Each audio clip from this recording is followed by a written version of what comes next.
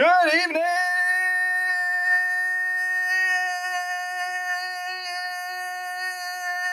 AGL!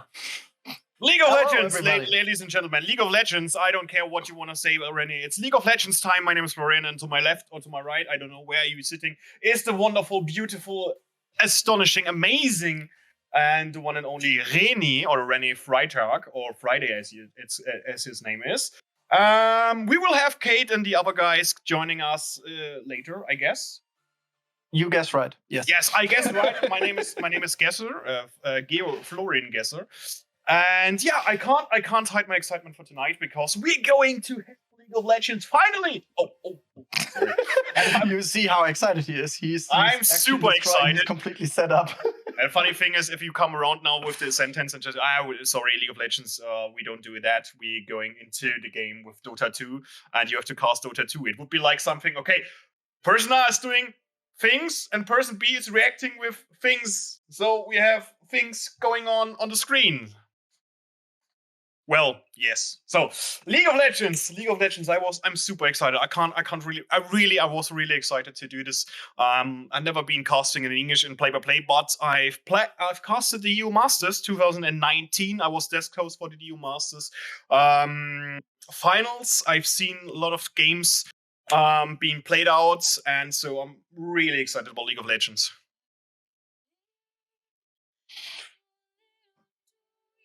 What should I say? Hi. Actually, hi.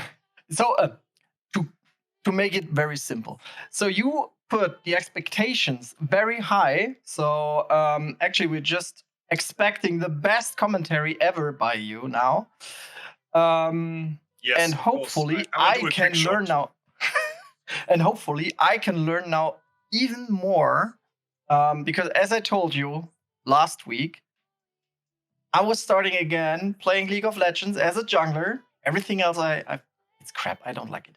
But jungler, that's my thing. So maybe I learn one or two things for another role, another lane. Let's see.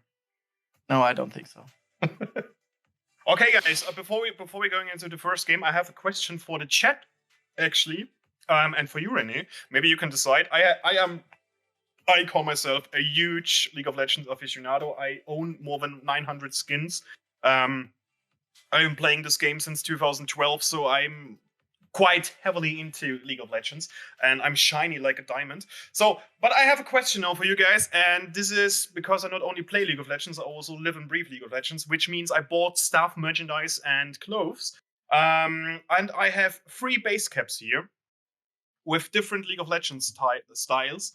And I want you to choose. I want you to choose from which one I have to wear. This one is the League of Legends 2019 logo. This one is the League of Legends cartoon logo version. And this one is the League of Legends 2018 World Champion. My light is a little bit... Let me light it. So, turn off the light. So, the 2018 League of Legends World Championship base cap. These are the ones I have here. So you should choose. You should choose which one I have to wear. I'm waiting for the chat to reply. If the chat has replied, then I will make my opinion as well. Because I don't want to influence anyone in here. So guys, chat.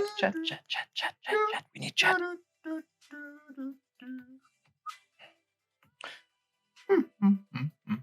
Okay, Vivi is the only one so far. No. There's 2. So Fora, it says 2019. That's 2018. Just actually. 2018. I thought the first one was from 2019. So this one. Yeah, exactly. This one. Yeah, okay. He on the ED side. And we have a black and gold cap. Okay, black and gold cap. Which is the black and gold cap? This one has a gold. This is the black and gold cap. Okay, I guess so. This one is black and white. So. This one is gray, white, and something. So. Then I would go for the 2019 as well, because that was my very first preference as well. This one, actually, my favorite one. Actually, so, and I have a lot of teams. I have a lot of teams, but today, and so. Very nice. So, ladies and gentlemen, My name is Flickshot. in the great honor of Trevor Henry, quick shot, which is my favorite castle, by the way, when it comes to League of Legends, League of Legos. But before we start into the depths of League of Legends, maybe we should explain what AGL is all about, because we could have the chance that a couple of new joiners are in. Means we should at least tell them what is Accenture Gaming League and what's in there and who's participating, and maybe what's in for the chat as well. Because I think later on, when Kate is joining us as well, we will probably have some giveaways as well. We will have. Otherwise, I will participate and win all of the stuff alone. Absolutely, and I will prevent that. Okay, but Mercy? What is AGL? Mercy? This is Mercy? Overwatch. That is Overwatch. My dear Vivi. Wrong game, wrong publisher, wrong developer, wrong everything. Almost. She's female and she's kind of hot and has. She's Swiss. She's from Switzerland. She has tight clothes, so there is similarities to League of Legends girls. Why do you have to sexualize it? She's a doctor from Switzerland with wings. She's a doctor from Switzerland, absolutely. But if the doctors anyway, we keep it like that. Yeah, but if the doctors look like this in Switzerland, I would move to Switzerland, of course. Yeah, actually, I would be sick all day. Anyway, coming back to what is AGL. Yes. Okay, AGL. You want? Should I? You do?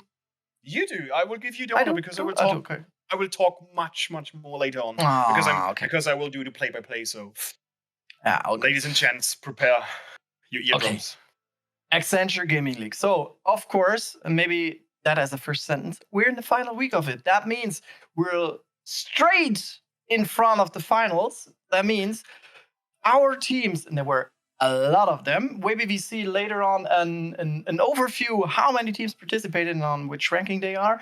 And all these teams participated into our Accenture Gaming League, which was a 4 weeks, or including the break, 5 weeks tournament in different games. We had Counter-Strike, we had Rocket League, we had Apex Legends, and this week we have League of Legends. And at the end, ultimately, they were in every week trying to be the best of the best of the best. And all right, I just wanted to explain what it is, but we need to jump into the game because League of Legends first game is on. Pick and ban is ready. Yes, and let's go into pick and ban pick. Ban pick ban. Alrighty, what do we have? Before we start into pick and ban, I want to introduce my co-commentator, Nicolas. Are you there, man? Yes, thank you, Florian. Because we don't want to forget you.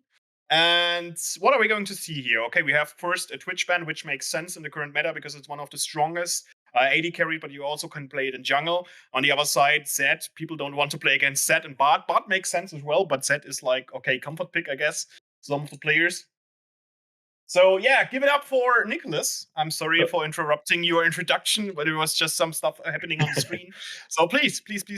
Yeah, so thank you. So we have on the blue side, on the left side in the stream, right here, we have Balân managing. And on the right side, we have Purple Expanders currently competing for the semi-final. So very exciting game. Mm-hmm. So and we have the Zoe ban. So we have a OTP Zoe on one team with 91 games played on Zoe. So very interesting ban on the side of Purple Expanders. Absolutely. It's always nice to see if you can get some analyzers in before the match started, which the teams should do. Otherwise, they will have their comfort picks going for them. And yeah, they're receiving the first pick for.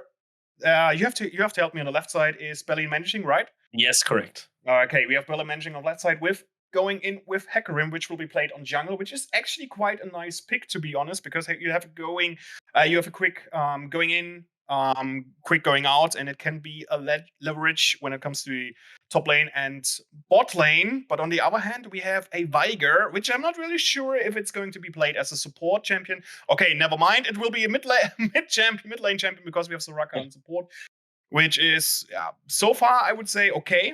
I have no idea on which elo these teams are playing, so let's just go with the picks so far. And I think Soraka is a nice choice because of her ultimate, which is a global one.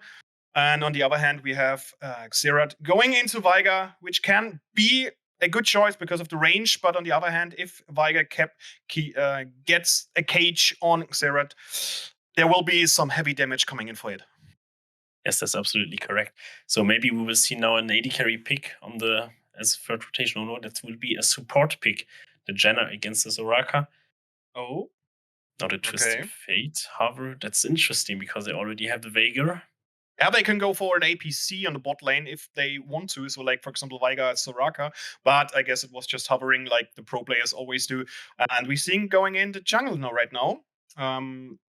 Currently, I could, for example, go with Jarvan or with Kha'Zix. Yeah. Kha'Zix. Yeah, interesting pick. So currently we have a lot of disengage and a lot of range on barely managing side with the Xerath and the Janna, and they pick Kha'Zix. So let's see how that will work out. It's always funny if the opponents then pick Rengar. So we have Draven. Okay, we're not going to see Draven. Draven is also a nice ban on the bot lane because it's currently up there in the A to S tier when it comes to the AD carries. Very strong pick currently, yes. I have to be honest, I'm myself an AD carry. Jhin is also. I was also playing AD carry a lot. I'm playing mainly AD carry, so I know a little bit more about AD carry positioning than the other lanes. But to be honest, Draven, Jhin, they make all sense. I wouldn't, Kai'Sa, but I wouldn't wonder if they're going to ban Sivir as the next one, or Samira, because those are the carries who currently strong in meta, especially on lower ALOs, because even top ALOs, they being played, but I can't really tell what the carries will be played for Worlds, which will come up next month, actually, which I'm really excited for, and we're going to see it in the US. And as the last one, we have a Kayle, which is mostly targeting top lane. I would say she's the strongest evolving hyper carry if you're able to withstand the top lane. Also very safe pick currently, I think. So fast, absolutely. And we see Saya on the bot lane for the Pandas, right? Yes. So we have he's Xayah main also. So Sivir, super awesome. Yeah, I love Sivir seeing there being played. So yeah. Very nice draft so far. Nice draft so far. So I'm very curious to see what they will pick on top lane right now on the side of Purple Expanders, and it would be a Merz fight maybe. Interesting pick against Maokai. Maokai is actually currently played by a lot of pro players. Also a nice choice because of the. He got nice buffs, didn't he? Yep, to nice possibilities to add legendaries or upgraded versions of their mythic items and legendary items. So yeah, overall, I'm quite happy with the draft. To be honest, it looks very good, and it's interesting to see Sivir Janna up against Saya and Soraka. In the mid lane, we have Waguet against Xerath, and in the top lane, we'll have Maokai against Ornn. So nice, and in jungle, of course, Kha'Zix, the alien, and Hecarim, the undead, something of Vigo. What would you say right now from a team comp perspective? Which team would you prefer playing in? As a Sivir player, avid Sivir player, I would go with the left side, but I like the combination of Ornn and Saya, and Soraka's ulti is a global, so I can't really tell. I'm really looking forward to see these teams playing it out, so yeah. So now we have 3 minutes delay to make sure that's all. Hello, correct. people. Hello, people. You're back. Maybe I'm just jumping in here for the 3 minutes Please. delay because we just got a question in the chat. What is Accenture Gaming all about?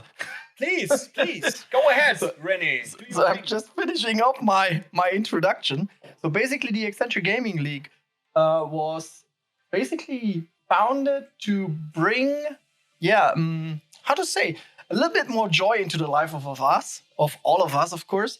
And we just decided to have a 4 weeks, including break, 5 weeks tournament with different games. And it was broadly in the social media, means there is no internal people playing except the team captain for each team. Everybody else in the team is somebody who signed up, mainly students, and that was our advertising directed. And everybody can basically participate and trying to either win in the game itself or win in the overall tournament. Means being the best of the best of the best of the best. At the end, there is a couple of things from our partners to win, like peripherals, mouse and headsets and stuff from our partner Rocket. Yeah. And at the end, of course, you're the best of the best of the best. I think that's the best thing of it. And of course, we're just doing that every year, really just to emphasize or to have a reoccurring event and really see familiar faces and people once again. I think that's in a nutshell. A very good explanation. Absolutely. I'm sorry, I was just not paying attention because I was writing. Wow. Okay, I love you too. Never talk to me again. I love you. I love you so much. I love you so much, dear. My dear. Try to save it. Yeah. Okay. Too less, too late. By the way, Anyway. speaking about tournaments, and we have 30 seconds left here. I was working in Istanbul the last weekend. I've been to the Champions of Valorant, which was super amazing, super interesting, and having press conference with the players and stuff like this. So I'm currently fully into eSports mode, and I want to go into the game now. Oh, see, Yes. here, Nicolas once in big bright screen. And behind me, my DJ setup, of course. Oh, nice. So he will do the music later Jungle on. is massive. Yeah, Jungle is massive. Actually, it's drum and bass. I'm playing drum and bass. Yeah. Oh yeah. Oh, you're singing as well? My favorite band. I'm not singing. I'm just hyping up Just people. Let's say. mixing. Ah, I see. And I would do anything for you, but I won't do that. Oh, you're so sweet. You're so sweet. Yes. Actually, he won't stop singing, and if you encourage him, he will never stop. Maybe I don't want him to stop. Hmm. I'm only singing for the chat, which is just declining. We had 100,000 people watching. Now it's only 2. Because when I start singing, I always say when people ask me, "Hey, do you want to sing?" I always say, "Yes, I will," but only at the end of the event because I will make all the people go home. Yeah, that's So you're the closer. yes. No, I'm the bouncer in this way, the music bouncer. Music bouncer. Nice. What are you eating? Are you eating some snacks? I want some snacks too. Throw me something. I'm crunching that loudly. Oh, we are in the game. Get going! Let's we go, have a let's ping go. of 90 milliseconds. That's nice. Just to make you jealous. Rittersport. Ritter's night sport. So, what are we going to have here? Okay, they are in the top river right now. We see on checking the Tribush in the mid lane, as expected by Guy against Terra. In the bot lane, they covering also the Tribush with Hecarim trying to start on the red side, while Kha'Zix went back. They have a ward here in the river as well. So, classical, I would say, starting for those kind of teams. Nothing is happening. So no invade, no nothing. And here we're going in with red on the blue side and with blue on the red side. Classical opening, I'd say. Maybe we will see the first clash on top lane, since both are starting on the bot side. In a few minutes. Yeah, well, it's hard to say it this early in the gaming, but yeah. For now, it's always about farming. People need to get their money in. They get to have the last hits, and you see here, it's a very aggressive Soraka. She's trying to attack Jenna and gets some low. Her health a little bit lower. Here, some wards in the lower bush, or the first bush, from the blue side. And this Soraka is so aggressive, and she's making good money for that, because she needs to have some money on her supports item. But then in the top lane, we have here first, what is On doing so much for? And this could be the first blood. Please go back to the top lane. And oh my god, the bot lane is having so much. There has to be a flash of Jenna. She comes out quite close, alive. And in top lane, On stayed alive as well. Does he have to use flash? No, he doesn't have to use flash. On Jenna on the bot side has to go back. She used everything she had on her summoner spells. And yeah, very good and strong start for Purple Expanders, which were so close on first blood in the bot lane. And yeah, now we're seeing Sylvia pushed in so hard. This should be at least one plating for the Purple Expanders, because yeah, Sylvia can't do anything. In the mid lane, it looks a little bit better for Xerath, who is able to hold himself against Veigar. Yeah. Unfortunately not see some items and also not some CS score. Yeah, unfortunately we can't see this. This is a little bit sad, to be honest, because I can't really tell how the goal difference is. But as we can see, very unfortunate. Pushing. See the place. Yeah, at least we can some place. Best name vote will be today or tomorrow. Tomorrow, baby. We will vote the best teams tomorrow, and you guys from the chat all have to be help us out. Sivir is very close to death. She should heading back. Soraka still going very strong. Heal herself with her Q, hitting Sivir even though she has her shield up. Now, nice Hurricane from Jenna, but doesn't make too much difference because Xayah is too much in front of Sivir. I can't really tell how much her CS looks like, but currently they do a nice job. They stall. They keep the blue team away from the creeps. So now we have possibility of a engage on top lane. And yes, we do. On still has his flash, and he uses very good. Very nice. over the barricade, over the wall to deny barely managing the first blood. Now we see Kha'Zix on bot side. Also, he was getting the bot side crab. Now he's invading. He's invading the Raptors of Hecarim. Yeah. And as we can see, maybe there will be a chance for a engage on Xerath, but Xerath seems to, I don't know what he's trying to do. He goes into the jungle arcade, he's deep warding on for blue side, but it still keeps the danger of a possible engage or gank from Xerath alive. While in the meantime, there's a flash coming out from Xayah and from Soraka. Nice.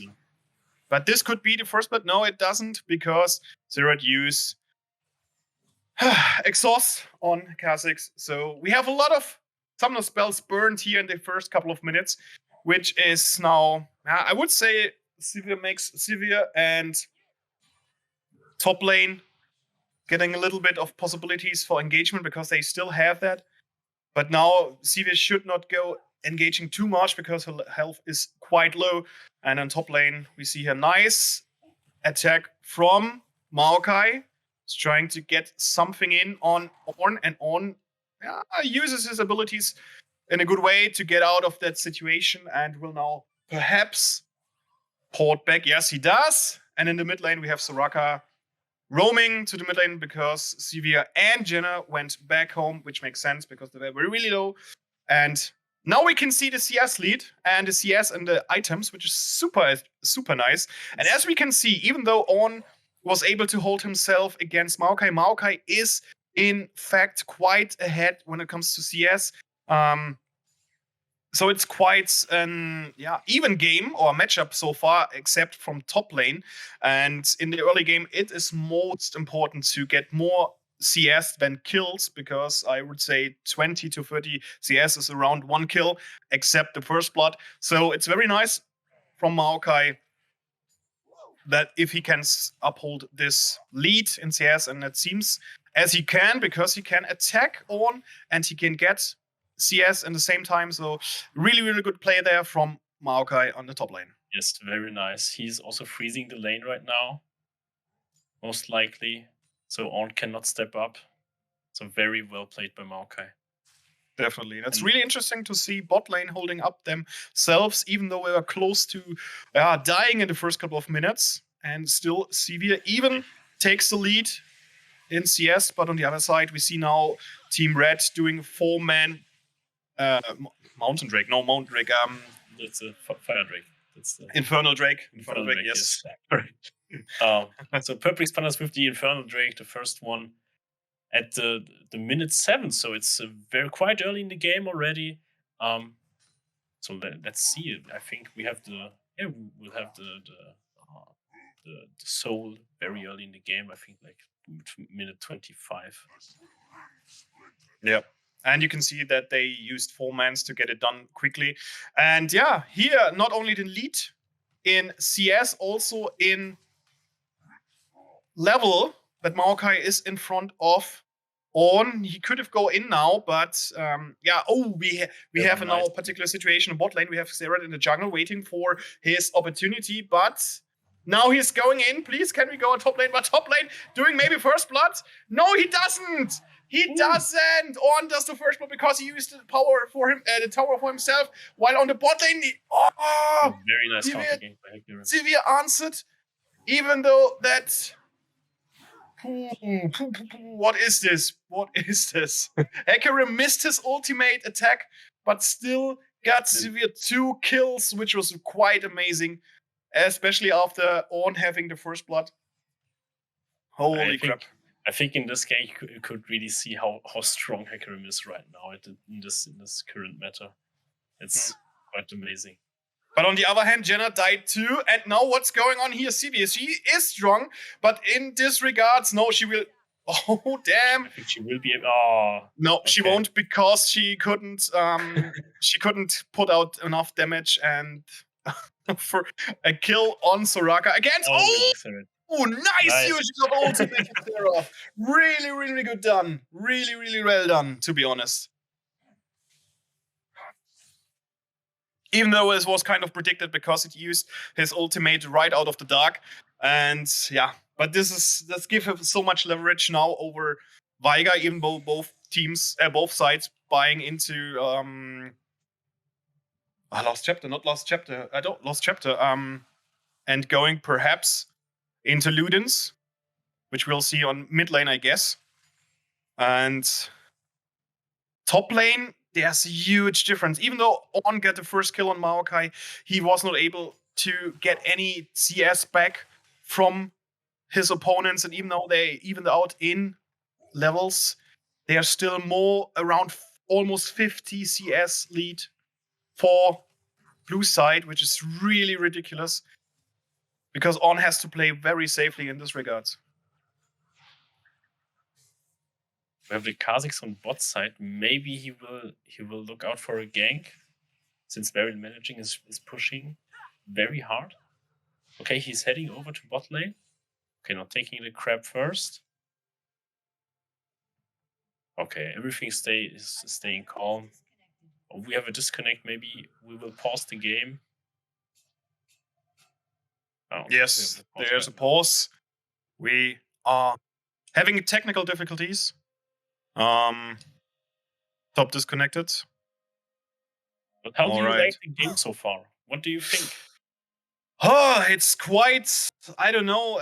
Both teams could have gone for the first blood in the first place. Maokai overestimated how the damage of turret will be. It could also be first blood for himself. On the other side, Hecarim needs to, how do you say, parsley managing. Hecarim needs to time his ultimate more. So, for example, Jenna died in the 2v3 on the bot side. I agree. And she shouldn't, or she didn't have to die if he was able to execute his ultimate properly. But on the other side, it's a really even out game. But you can see right now you have 2 kills on Sivir. She is almost done with her ultimate, with a mythic item. I'm not sure if she will go for Gale Force or if she will go for Kraken Slayer. They have only 1 tank, so I would say they go for Gale Force, and they can change during the game. And she has a almost 20 CS lead over Saya, which had a better start, to be honest. But after those 2 kills coming in for Sivir, it's really difficult for her to stay on par with Sivir. And it was very lucky that Sivir died because Soraka was too strong at this point. But it could have gone also a 3-0, and then it would be very difficult to get her in check. And top lane has to come back.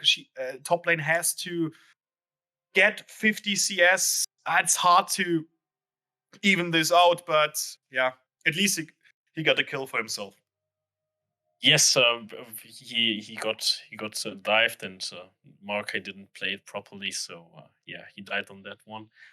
But still, we have 1K lead from barely managing. Of course, it's as you said, it's the CS lead on top lane, I think, which is the most important factor right now. But we should not forget that Purple Expanders has the first Drake, so maybe we will see a big Herald fight on top lane in a few minutes. And so he has reconnected, as we can see, so the game should get going in a couple of seconds. What do you think about the draft itself right now? Because 1K gold lead is at this moment at 11 minutes in. Not too much, to be honest. There can be a lot of things happening. Yes. Of course. So I think, personally, barely managing has the better team composition. It's also, I think, much easier to play out. Since they have a very good disengage, but also a very good engage with Maokai and Hecarim. And Sivir, of course, her ult. I think Purple Expanders has a much more difficult team comp to play out, since they have a Kha'Zix who wants to isolate his enemies and more assassin play style. But they have also the Soraka that who can heal up the poke from Xerath. So and we're back. Exciting to see how it will turn out this game here. Yeah, well, if I have to guess, I would go with barely managing to win this game, because of how they started the game, especially the CS lead. The top lane could be something giving the leverage when it comes to the game. And it seems we have a short break, but no worries, guys. We're coming back. A short freeze. Yes. Yes, I fully agree with you. They had more pressure on the map so far. So let's see what's happening. Going on bot side, and it's usually they played kind of safe. We had a couple of situations before, like for example, Ornn had to jump, flash over the wall. Bot lane, we have an engage from Seraph. We had an engage from Hecarim. We had an engage from Kha'Zix.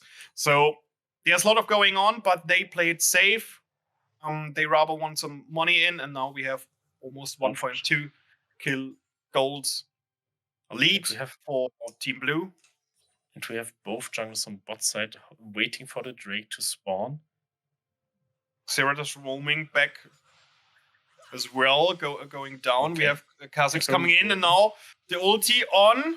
Oh, flash is out of Soraka. Now the ulti from Sai as well. And he does so much damage. Ulti for Soraka. She can heal up herself, but not enough. And now we have maybe a kill on Jenna. Yes, Kha'Zix gets 1 kill in reverse. So nice engage from barely managing, but Purple Expander find the perfect answer because the team were not able to properly disengage. So we have a kill on both junglers. I haven't seen if Jenna used her ultimate, but on the other side, Soraka used her ultimate for herself, trying to stay alive. But right now, both sides get 1 kill, so nothing really changed. But in the meantime, we didn't saw Hecarim getting Shelly or the Herald for the first time. And I'm not sure if it was a quite good decision to summon it here. Oh, nice stun from Xerath on Veigar. But Veigar gets the kill on Hecarim. But in the meantime, he keeps alive. He will stay alive. By Soraka, she uses her heal on it. And now On comes down with her ultimate as well. Xerath is almost dead. Another kill for Kha'Zix in the meantime. And they have to disengage. What a perfect play for Perplex Plunders, who get 2 kills, even though it seems that they were in for a treat for the side of Perplex Plunder, and now they have another Drake. So really, really well done for the team on the red sides, and super, super, super amazing heals from Soraka. She kept Veigar alive, so the mid lane has to be very thankful to the support of the team. Yeah, that's absolutely true. So Soraka made the difference in this fight, and you also you saw that her rotation was very important. Absolutely. And she kept the mid lane alive, and without that, Veigar should have been dead, and it could be a really, really different outcome for this team fight. But yeah. And I haven't seen. Did Shelly manage to get some shields in? So sorry. Oh, we'll see. We will see. We will see. Now, lane is being pushing in. Severe. We have Krakenslayer on Severe right now. It's also okay. So she decided for Krakenslayer. Okay. Yeah. Because you said that Gale Force would be better right here since they only have 1 tank. The rest is very squishy. And also the biggest cage could be, with Gale Force you could be safer, on a safer place, I think. Well, on the other hand, we see Gale Force on Saya, which I was wondering, because you have Maokai and Hecarim, but Hecarim doesn't go into any armory. So, yeah, right now, I wouldn't say Krakenslayer is a bad idea, because she does a lot of damage, especially when she's getting more and more attack speed. But yeah, we will see. We will see if I'd say Balân Managing is able to turn this around, because before we had we still have a gold lead on Balân Managing, even though my whole setup is breaking out.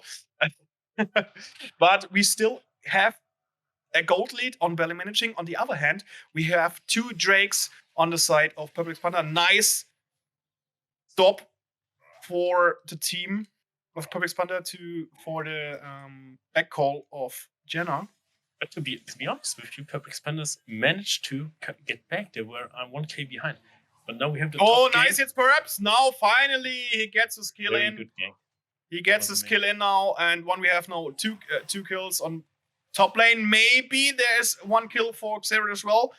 Kha'Zix, and Kha'Zix gets his another kill, and now we have 4 kills on the aliens, which is really, really deadly now. Holy crap. Not a good time for the Severe later. Absolutely, but Severe still has her shield, which could at least negate 1 attack of Kha'Zix, but Kha'Zix, he is now able to almost one-shot every champion besides Maokai and Hecarim. So that's a very, very, very strong jungler there on on red side. We have a 60 CS lead on top lane still. Maokai is popping off, I think. And 1 kill in. So, yeah. I will think Maokai will come in handy as soon as the first towers are done. And that will be now the case. So, now Maokai can go roaming, but I also see him pushing on top lane when the rest of the team is engaging the Purple Expanders. And now, first turret blood for Balän managing, which gives them some more money, and they continue to grow their lead, even though it was bigger. Now we have around 1,200. And now Kha'Zix, he will have another kill. And that was a wasted ulti in my opinion. And Kha'Zix let his AD carry a kill. So Staya is getting a nice buff here. And perhaps another stop of reback call. And that's the second time. They're too confident on the side of Balän managing. They should a little bit further for calling back or going home. So now since it's a bit, now we have a bit of time since all people are backing right now. There's a question in the chat: how many towers are there for each team? So you have to differentiate. There are different towers. For example, for every lane there are 3 turrets. Tier 1, Tier 2, Tier 3. 1 on each lane in the base, and then 2 turrets going up, going down in the middle. And now we have a nice engage of the blue team on Hecarim. Can he get out? No, because Kha'Zix is so strong. But perhaps this could be the end for Veigar. Yes, that is a kill on Veigar for Sivir. Now she stands with 4-1. And we try to engage with Kha'Zix, but Kha'Zix, hey, he's a jungler. He's very mobile. He's jumping just out on the other side. So Raka have a stun on Maokai, who can't do anything. And On is going in. He is a crazy little one there. But Team Blue, Balän managing, wants to get the Drake themselves. They have the upper hand now because Hecarim is coming up again. But Kha'Zix is so strong. They can't start the Drake for themselves. They have to wait for Hecarim coming back in. Now they have... they try to do some damage because Sivir is strong, but she is not as strong for Xerath. Now they engage from On with a nice knock-up. Another kill on Janna. She's dead as well. And this could be another kill for Xayah. She does. Kill, and after kill, another one for Xerath. Now comes in Hecarim, but he can't do anything. He can't do anything. That's 4 kills for the team of Purple Expander. They taking the lead here. No things Hecarim does, and he will die as well because now the turret is going down. Can he get out? Yes, he can get out. But that's the turret. That's the Drake. So much more engage for the team of Purple Expander. And then we have another pause. Just very sad. And this is and was a very, very strong opening and engage for Purple Expanders. And they will have a 3rd Drake. And this is soul point for Team Red. I mean, we have on top lane, we have a 60 CS lead, but still it's an Ornn who is behind, and he did his job. He engaged. He had a very good engage on this one. This was very, very good play, a very good play by him, and he opened every door for the Kha'Zix to just kill everyone. And absolutely. The first death of Hecarim, he just exploded by Kha'Zix, and with the Veigar ult combined, that was. Definitely. And perfectly executed from Staya as well, because her ability made it possible that the enemy teams have to stay in the position, get them rooted, and then coming in with Ornn and Kha'Zix just have to pick his victim, and stands now at a 6-1 with a 600 gold bounty on his head. And I don't see if there's nothing, if they can pull another team fight for them. Balän managing, it doesn't look good for them because they didn't have any objectives except from the first jelly. Baron is now up for the taking, but 22nd minute in, it looks super difficult for them to come back. Even though they try to get more and more money in, they had a lead. They now 1k down, but on the other hand, Purple Expanders have 3 Drakes. And this is really hard to overcome. Yes, they play very coordinate. They play like they have plan. While on the other hand, for example, I didn't see Janna really roaming while Soraka was roaming. And here, the tier 3 or the tier 1 turret from the mid lane of Purple Expander is still standing. And so now we have a Maokai in bot lane who's trying to push in a little bit. They put some wards for the Baron. Soraka gets a little bit damage here. Kha'Zix taking their own red from their own jungle, and maybe gets the top lane, but no, he's rotating back to mid lane while there's some engagement between the two teams in the mid lane. Waguet just cleared out the bot lane, even though the blue team pushing in again, or blue minions pushing in again. Now a backport for Jenna and Saya to invest the money they just got. And yeah, at this point, it seems very crazy to have a 70 CS lead for top lane Maokai over On, but as you can see, look at Kha'Zix, look at Xayah, they both have super strong plays, put super strong plays out of the sleeve, and yeah, it doesn't matter if the top lane has this little disadvantage. So far, everything what Public Pandas think of, they can realize it, and I think they will go for fourth Drake, obviously, and barely mentioning has to think of something to negate the soul for their opponents, because otherwise it will be very difficult to come back from. Absolutely, I agree. So we have Mountain Soul coming up in a few minutes. I think that will be the most interesting fight of the game. If Public Pandas manage to win the fight, I think they can win the game very easily, and I think it's the only chance for barely managing to get back to win the next Drake fight. Absolutely. And if they get the Drake, they still have a chance to win. Yeah, it's really interesting to see Saya against Xayah, because both carries are wave clearers. They have the possibility to clear wave in a very fast and dominant way. Now here blue buff for Waguet, which makes sense because he's in 210, 214 CS, which is really good. It's really high up there. It's almost comparable to pro plays. Even if Xayah has a I would say a normal LEC lead in this regard. But yeah, now damn. Holy shit. Jenna completely out of position, and this could be now a Baron play for the team of Public Panda. They attack. This damage from Kha'Zix. Absolutely insane. Nice engage. This ulti hits, and this could be.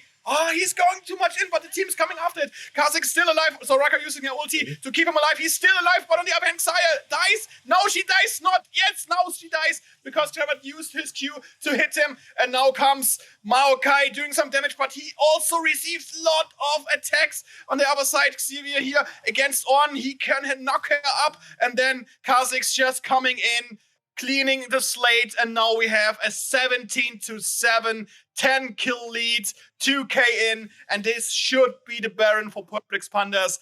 Damn, that was super clean played. A very nice timed ulti from On, who almost got the kill on the opponent jungler. But Hecarim came out, but one was killed in the process of the team coming after Kha'Zix. And Kha'Zix still made it out alive, killed some people, got Xayah again. And now, they don't go for the Baron because they want a Drake, which is up in 10 seconds, which should be the Soul. They have the advantage on their position. They have so much kill, and now I'm almost dead. Yeah, that's it for Seraph. Another kill for Kha'Zix. And this should be the Soul. Otherwise, the only thing, they could go for a steal, which will result in a death from their jungler. But now, nice cage from Waguet, and Kha'Zix goes in as well. And this is another kill for Xayah. Kha'Zix stays alive, even though he gets a lot of damage from Xayah. But the Soraka ulti was ready, and now Waguet goes in, killing Xayah. And this should be it. This should be the Soul, but Maokai gets the kill on Waguet in return, 500 gold. But this is the Soul. Well, I would say a hard price to pay for a kill on Waguet, and I can't see Burley managing coming back from this. They play super strong on the side of Public Pandas. They have a Kha'Zix who is so strong, who has to jump in to get a kill. And his damage is just insane. So to say it honestly, if there's a Xerath solo, if there's a Jenna or a Xayah solo, he just jumps in and just kill them straight away. So no chance for them to survive the Kazakhs right here. Amazing to see that Kazakhs the pick Kazakhs is going well. So good against the enemy comps, since I think they have the opportunities to hold them back. But Kazakhs is playing really, really good and avoiding all of these disengages from barely managing. So 4 Drakes in for Perplex Pandas, hovering through Baron right now. And you see the damage of Kazakhs. Two hits, and he can already base. Really hard to play against. Second time for Katrin to get out using his ultimate, and he used Ghost as well, because Kazakhs can just jump behind. Now they try to get some damage in with the ultimate of Seraph, but it was just like, well, nice try, but it's the first Baron of the game, and it's a Baron for Perplex Pandas, and this should be it. If they play it clever, they can just go in, take down the opponents, and get the turret. But now Xayah had to use her ulti, and where does she put the ulti in? But well, in the end, it doesn't matter, because they have still the upper hand. They have the Baron, they have the Drake, they have so much. Now ulti from On, knock up on 3, ulti on Waguet, and there goes the jungler. And this was a very nice play. Sivir does damage, she does a lot of damage, but not enough to make a difference here. And they keep pushing, they want the second tower in the mid lane, and they can use the range of the turret cannon. This should be the kill for Xayah on Maokai, and it is it. Jenna super low, and that's something that Kazakhs is this could be too much damage, not enough damage from Xerath on Kazakhs, and he's still alive, and he's using his emoticons. Damn. And now they are resetting again. We don't see the Drake timer, unfortunately, but I think it's coming back soon, so it will be the Elder Drake fight. Maybe an opportunity for barely managing to, if they can get their hands on the Elder Drake, to maybe come back in the fight, but I doubt it. So I doubt it hard, because look at those items. Yes, of course. We have now Infinity Edge on Sivir, we have Rabadons on Waguet, we have so much utility on Kazakhs. It's ridiculous. We have 3 items on all carries, and if we compare it with barely managing's team, we have only two maximum 3 items on the carries. So we have Xerath, we have 70 CS down on Xerath. Now another kill for Kazakhs. And it's impossible to play for them. That's it. They could go for a GG, even though you don't do this in League of Legends. Something actually you do in Dota, if you see you can't managing anything, they can go for a GG. Now here they're pushing in the mid lane. They could want to get the tier 3 turret, even though they do some damage. They don't have enough minions, but with Baron providing additional range for the turret cannon minion, they can just wait there for the next wave coming in. This should be the turret. Yes, it is. And they put their sight on the inhib, which is also down. And now they could go and prepare for the Elder Drake, or they can just go and push in bot lane, as it seems they do both. First clearing the jungle, going for bot lane turret. Opening the map, we see they still have 3 top lane turrets. Now ulti from Maokai, he's jumping in on Waguet, but Ornn is there, Xayah is there, a lot of damage on Waguet, but he still stays alive. Kha'Zix going in, gets a kill on Sivir. Hecarim has to jump out with his ulti, otherwise he will be dead as well, and Sivir is dead, and another one kill for Waguet. Even though the turret is there, they don't care, they just get the damage in, and Soraka keeps everybody alive. 4 kills on the side of barely managing. Perplex Pandas just dominating in such a dominant fashion. They take the bottom turret, they go for the bottom inhib, and that's game. I call it GG from the side of barely managing, and that's game. for Purple X Panda in a very dominant fashion with more than 10k gold lead, 27 to 8 kills, goes to second turret, first turret, and now the Nexus is done. GG, and well that's played. a very well played game from Purple X Pandas. Well, but they needed a few minutes to get into the game. You could see it in the beginning. They had some difficulties to get into the game, and they were also behind. I think 1 to 2k behind. So, interesting game by Purple X Pandas right here. I think this team could be one team for the finals. Well, it's the first match I see, and for example, that top laner was not able to compete at all against Maokai. So there's also some light at the end of the tunnel. In the end, it was the composition of the team which made the difference, especially when Kha'Zix went ahead, and he went ahead hard. He was just one-shotting support, AD carry, and mid lane. So in the end, I would say that was a Kha'Zix difference. Super. So we have a few questions in the chat. So first of all, I see you already answered, but maybe you want to talk about it here. So which champions do you usually pick? What are your favorite champions, and why are you playing them? So my favorite champion of all time is Caitlyn, because she has the champion with the longest range. And I first played Heroes of New Earth, which was a game who was released during the time of League of Legends and Dota 2, even before Dota 2. And it was an orc with 2 guns, and he had the longest range in that game. And I was transitioning to League of Legends. I looked for a champion who feels similar, and that was Caitlyn, even though she has a rifle instead of 2 guns. And then I stick to bot lane, and I love Jhin. I love Jhin because with him I learned to count to 4. And Sivir currently, because I try to use her for climbing the ladder, even though I'm very bad in this game. I just know a lot about League of Legends. But Sivir, she grew on me. But I'm also playing different champions like Vayne or, for example, Samira. I love to play Samira, even though I'm very bad on her.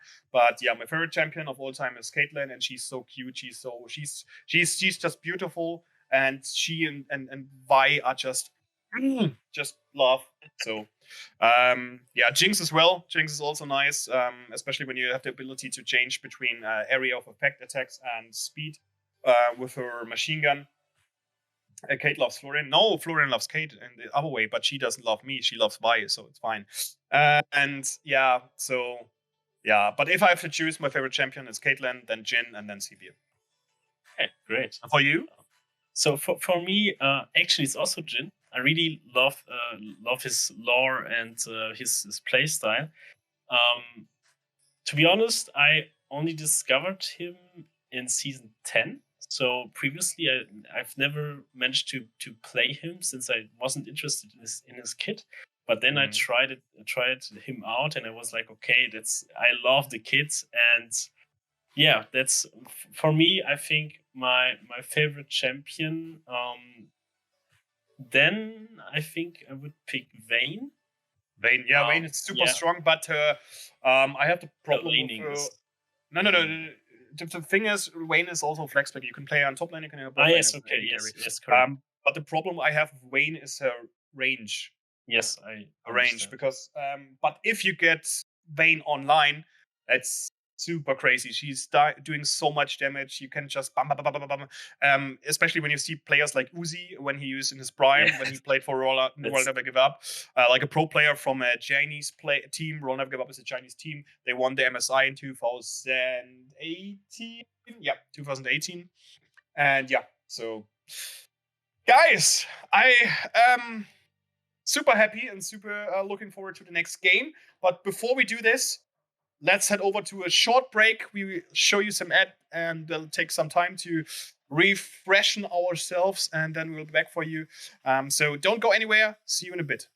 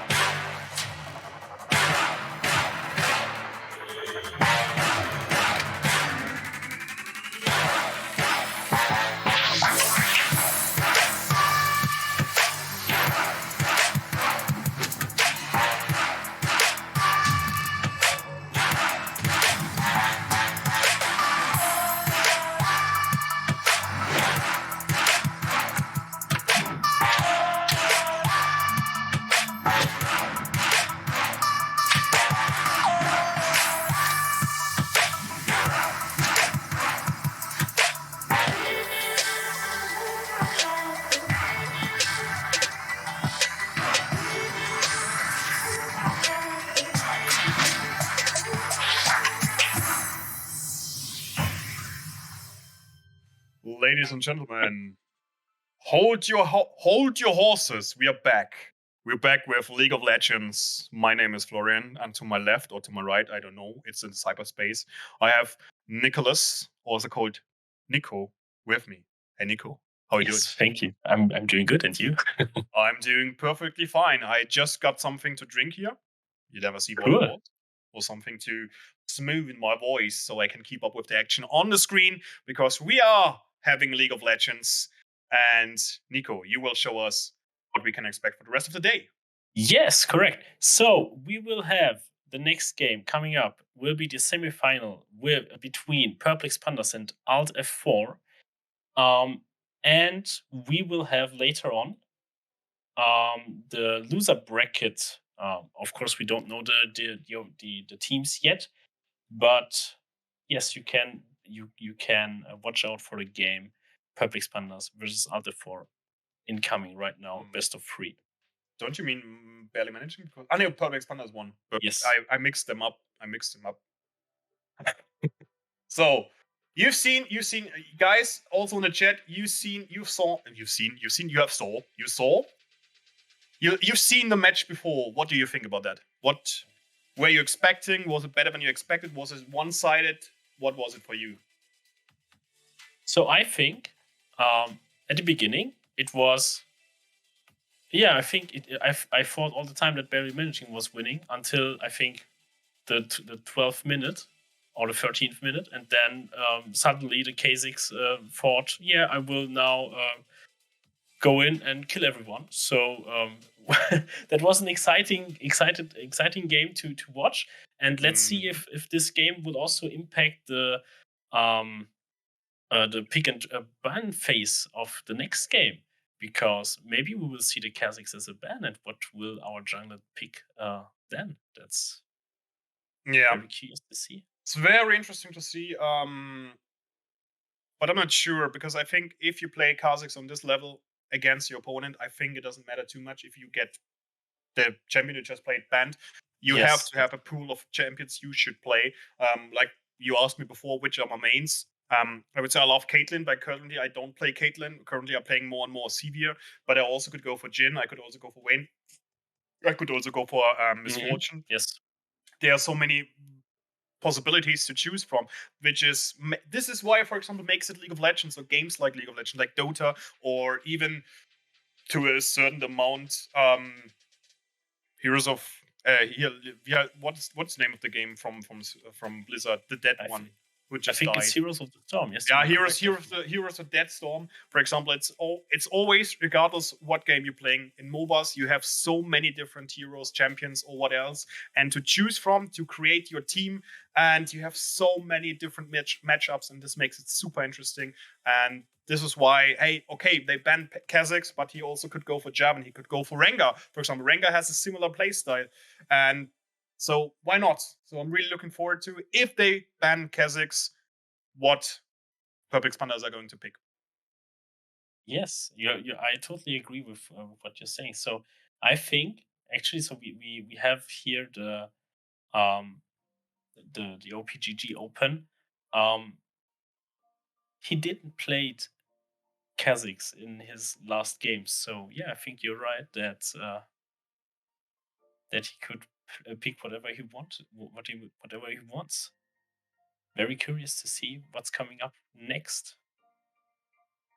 And okay.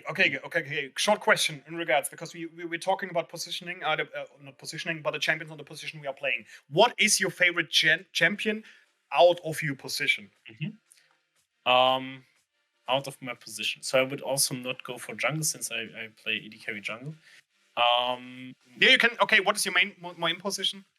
My main position currently is jungle, but my favorite champion is from AD carry. Yes. Okay. So it's a bit complicated. So let's say my most favorite champion overall. Let's say it this way.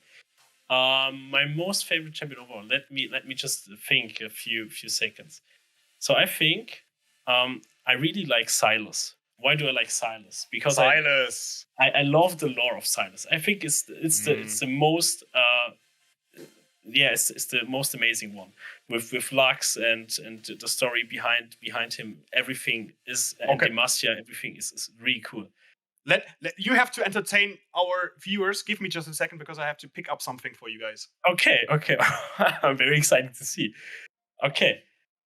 So maybe in the chat, what are your favorite champions? If you could choose one. Let's see.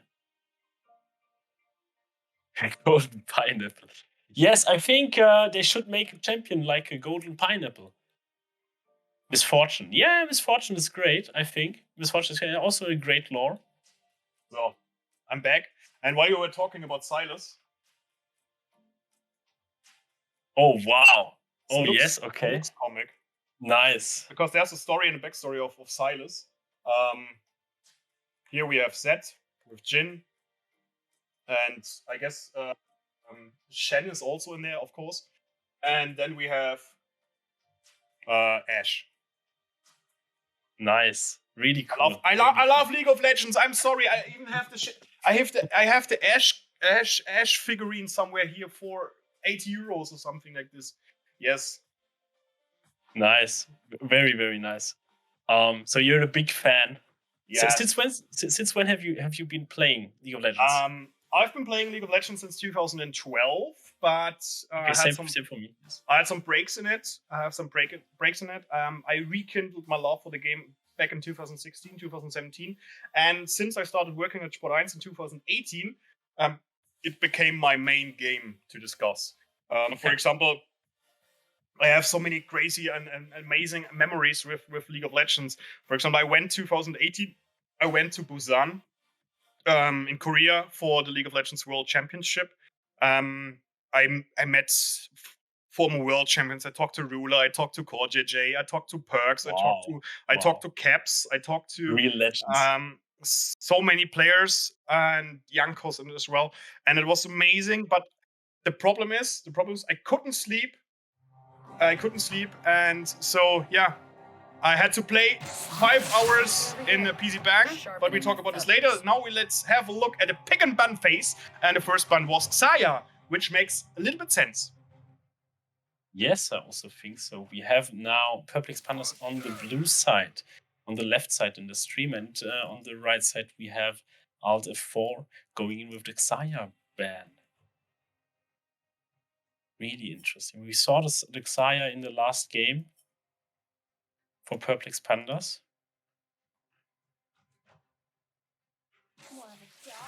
The Yumi. Oh, Yumi, go away! Damn, I want to Yumi!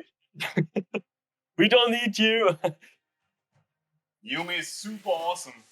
Okay, Pantheon. Yeah, you can go for it. I think they were scouting. The enemy, so maybe they have a Pantheon main. You mean they have analysts? They have an analyst to check. Yes, they have a coach. Lulu makes sense. And so Soraka a pick for not Perplex Pandas, right? I don't know. It is Perplex Pandas. I'm sorry, I can't because I don't know the teams because of the names. I'm sorry, chat. No worries. So it's again the Soraka pick for Perplex Pandas as we saw in the last game. We see the Twitch. Wow. They nice. bent Yumi. Oh, Imagine they bent Yumi. Vex, they play Vex. Vex is also nice because she's quite emo, to be honest. Also a very good pick against Soraka, I think. She can just go in. And but Vex will be played on mid lane. She's not a support champion. You can play her as a support, but she will be played on mid lane. I mean later on in the team fights, I think that's a very good tour. Another Waguet, sure. If one trick works, why don't do it again? Okay. They do it the same. Do it again. Don't pick Twisted Fate if you go for Kha'Zix because what did I say? They played the same comp. So far. And they did the same joke again. They put it the Twisted Fate and then they go for Kha'Zix. Yeah, so far they still can lose their top laners and stuff and AD carry because. It's not sure if Twitch will be an AD carry. He can also be played in jungle because of his ability to get invisible. So now we have 2 bans. I wouldn't wonder if they put out Severe. So let's see what they're going to pick. I think apparently nothing. Yeah, very fluffy. But I think the Karma pick is also very interesting since you Go on. could Okay. also pick her Okay. on top lane. Maybe. Karma top lane. Maybe not currently. Maybe not currently, but you could. Super strange right now. Yeah.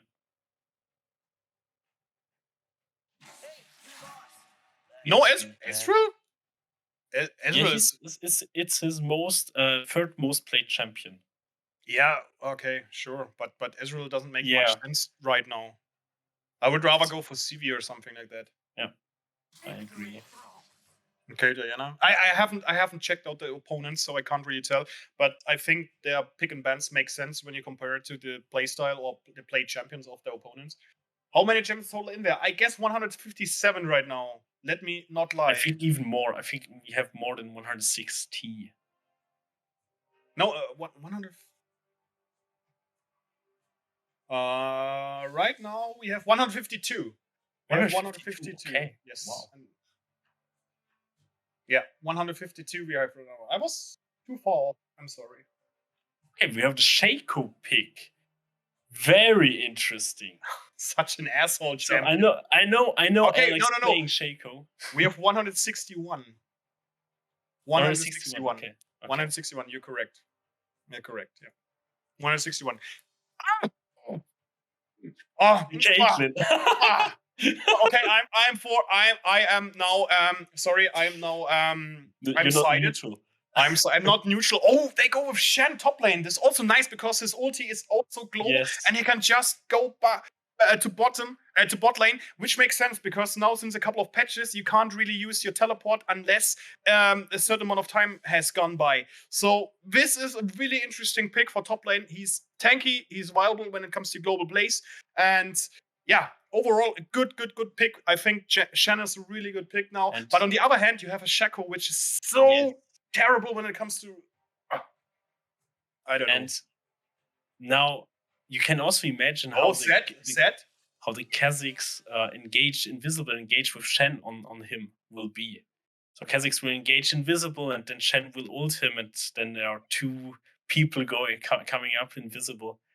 I think it can be played in a very interesting way. Oh, this is super interesting. I'm really looking. We have so many invisible champions this game, like Twitch, Shaco, and Kazakhs.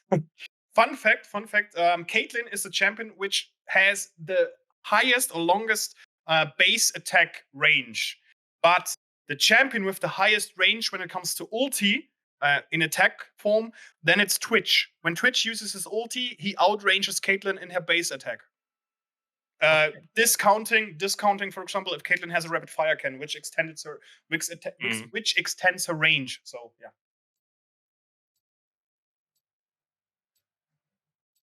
Oh, guys, so 3 minutes. This game will be. I think this will be a fiesta. This game. We have the Set on top lane. We have the Shaco in the jungle, and we have the Vex in mid lane. I think that will be a fiesta coming up from top lane, jungle, and mid lane from Alter 4. It will go for fights the entire game. Florian, seriously, I want to see your heart rate right now because you were always so hyped. Isn't this my lovely René? This is your lovely René. It's my lovely René. Yes, Caitlyn. Hey, come on, guys. I was talking about Caitlyn for so long, and now they just put Caitlyn. I'm not sure if they were listening in or they just say, okay, Caitlyn is a good champion because of the range. And it makes sense. She has a really good range, and if you play against Karma, you can get the flee with the E and the W. So you just play some traps, use the net, get out, have a Q on it, and then use the R or the ultimate to finish them off. So it's a really nice champion. But Twitch is a good counter, I would say. Or not a good counter, a good equalizer. Yeah, so, sorry. Well, if you already mentioned Caitlyn, then I need to say hi, huh? Hello, Kate. Hi, Kate. I have a favorite Caitlyn and I have a favorite Kate, and this is my favorite Kate. What do you want? Everything and nothing. Yeah, I'm just happy to be here to talk to you guys. Having a Caitlyn being played on stream, what can I wish for more? Okay, you can play Jhin, which is also interesting, because then we can all learn how to count to 4. Mm-hmm. And only to 4, you cannot count to anything else. Yeah, and this is, by the way, a thing I really like about Jhin, because when he uses his attack damage, he uses 1, 2, 3 in normal attacks, and his fourth one is a super strong critical attack. And if you use the IE rapid fire cannon, for example, not Hurricanes is wasted on him, but and Kraken Slayer, he does so much fucking damage, which is such a good champion in this regards. But right now, yeah, I would go with Sivir, Twitch, Caitlyn. I'm not sure if she's currently viable. I don't have the current patch notes in front of me, which will I have in a couple of seconds. So let me give. Yeah, okay. So, and by the way, we were not talking about champions. Champions I really love, which are not on my position because I didn't say. I really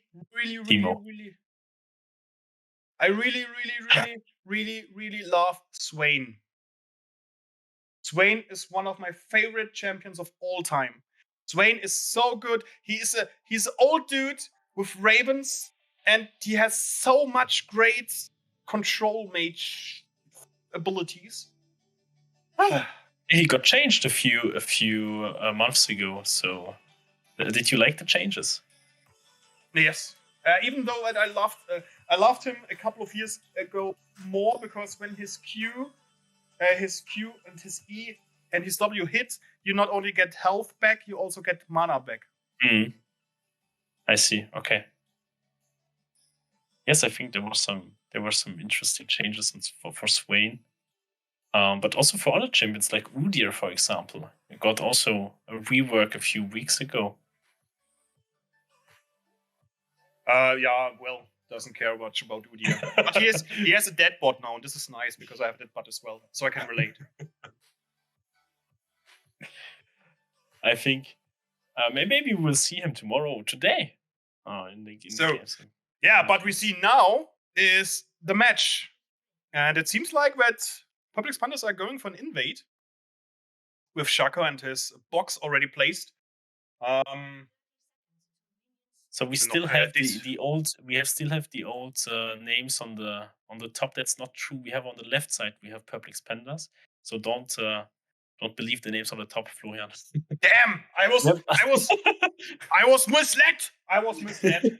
So we have Alter 4 on the red side, on the right side, and Public Spanders on the left side. Oh, I hope management is changing this, because otherwise I will say it completely different. I think that will be funny. So. I will just say red side and blue side then. Yeah, it's easier. Yeah, so the cool thing about. Oh, sorry. Please go ahead. We have a normal start from both sides. Like SHYNO is starting on the Raptors plus red buff, and Kha'Zix is again starting on bot side like last game. So we will not have a clash of both junglers for the crab, but maybe a sneaky gank on bot lane from SHYNO. The cool thing is for people who don't know League of Legends, SHYNO is a champion who can summon some Jack in the Boxes, which will do more damage when he just put out himself. So he can do the first jungle camp for his alone. Soraka maybe here going in, and it could be a first blood. No, but at least lot of damage. She's going down. Heal is out. Caitlyn can't do enough damage, but Karma is dropping very low. The range of Caitlyn comes very handy, but she doesn't have a Q available. Now she has, but she missed. And this is super opening for both teams, but Karma comes out with more health than Soraka, so a better start, I would say, for Alt F4. But now there's a damage from Caitlyn, and she hits the Q, but Twitch is there as well. No damage to underestimate. So, there's a lot of action coming in from the bot lane of both sides. Now a Q with the ultimate, or with the power-up used from Karma, hits Caitlyn, does much damage. So, yeah, we have a lot of action here in the bot lane, and in the top lane we have a first gank of SHYNO, who's coming in combination with Zed, but Shane gets out, puts on the shield, gets some damage, but yeah, not enough to get a first blood for Zed or either SHYNO. Bot lane we see two wards in the middle of a middle brush for both teams. So both teams see what the opponent is doing. Twitch goes stealth, get some damage on Caitlyn. But yeah, as we mentioned before, the range of Caitlyn makes it a little bit hard for the opponent team to go against her. And in combination with Soraka, who can heal her, it's really, really difficult. And now they go closing in on the first turret, doing some damage. It could be first plating, not shield, by the way. I said it the wrong description of the last game. Now the first shield should be coming out. There it is. And we have a small little gold lead for the bot lane on the side of Purplex Pandas. Yes, you can see a small CS lead for Purplex Pandas, but we have a little. We just had a little fight in the river between Shaco and Kha'Zix, but nothing happened. Still some actions on the bot side right now. Twitch is going invisible. Yeah, but he doesn't have enough damage. Nice headshot there from Caitlyn. She can do some damage, and Soraka was able to hit Karma as well. And yeah, well, that's it. So some damage on both sides. Caitlyn is now a little bit being toxic, but Twitch doesn't have his ability up to get in more damage. And yeah, we see Shaco puffing bot lane. Yeah, but Kha'Zix as well. At least he's with the Stone Man. I don't know the name of them. I forgot the name of them. The Kha'Zix also there.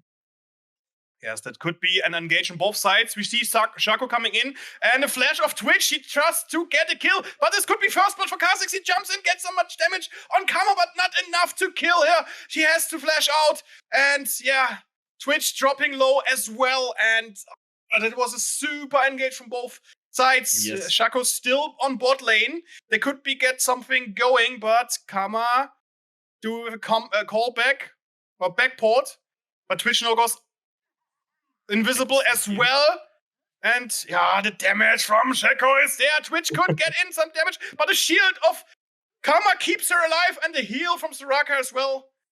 Shaco stepping on the bot lane now.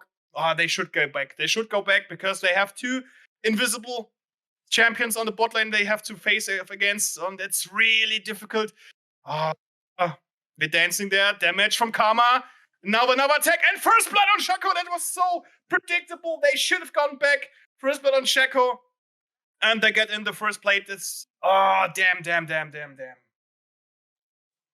Very well played by Alter 4 right here.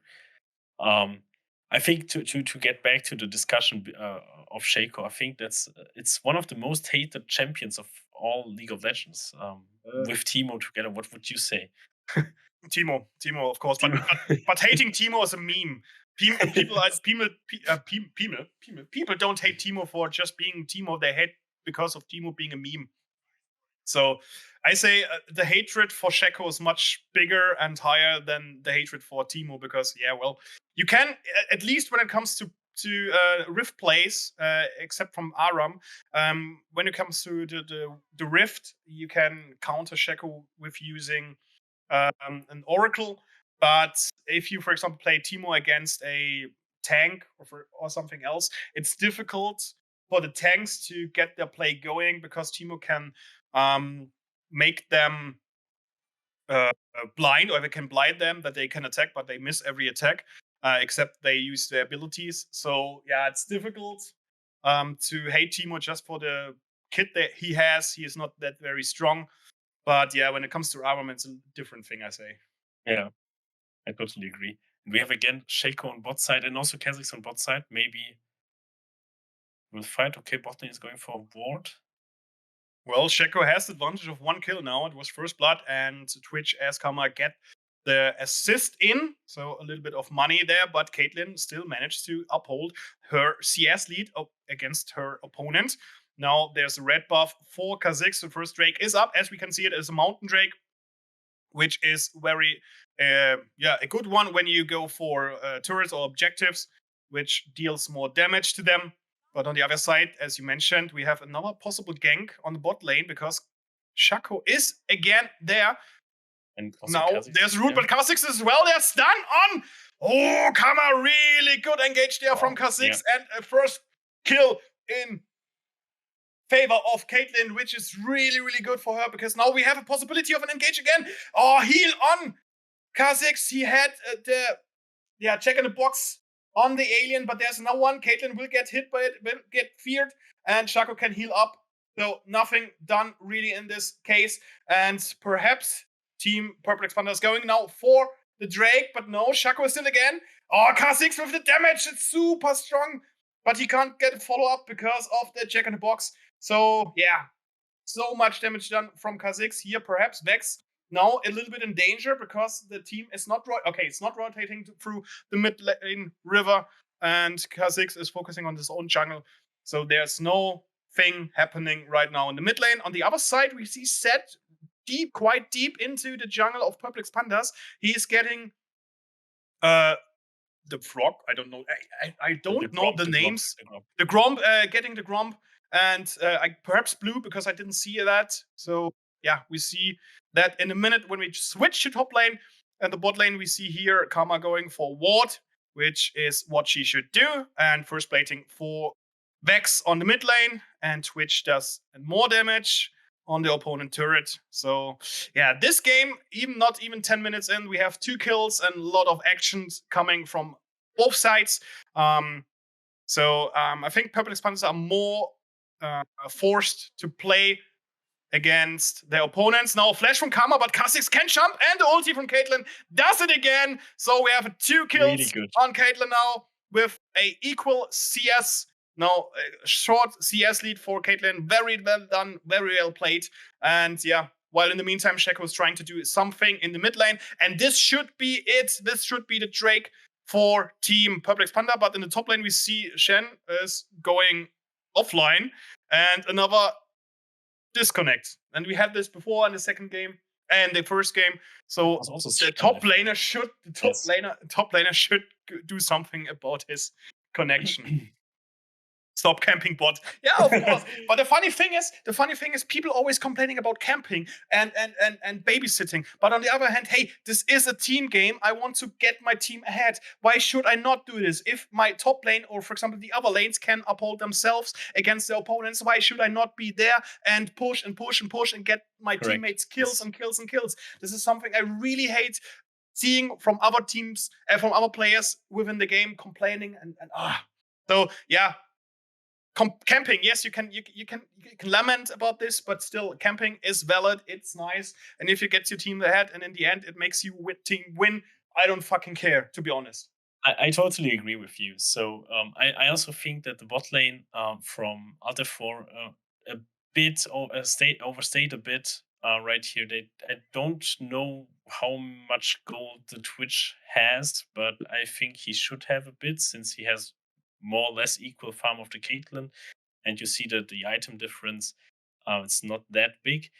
So he should have enough gold to buy something, and I don't think it was worth to go for the plating there since the Karma died due to the overstaying. So yeah, as you said, it's a team game, and you should always pay attention to what could happen in the worst case. And in some cases, you should better back off earlier than too late. Mm-hmm. We were speaking about our favorite champions earlier. I forgot one, to be honest. I forgot one because we have some time left because they're still on break. I forgot Varus. I really love Varus. And the cool thing about Varus, it's the first gay character in League of Legends.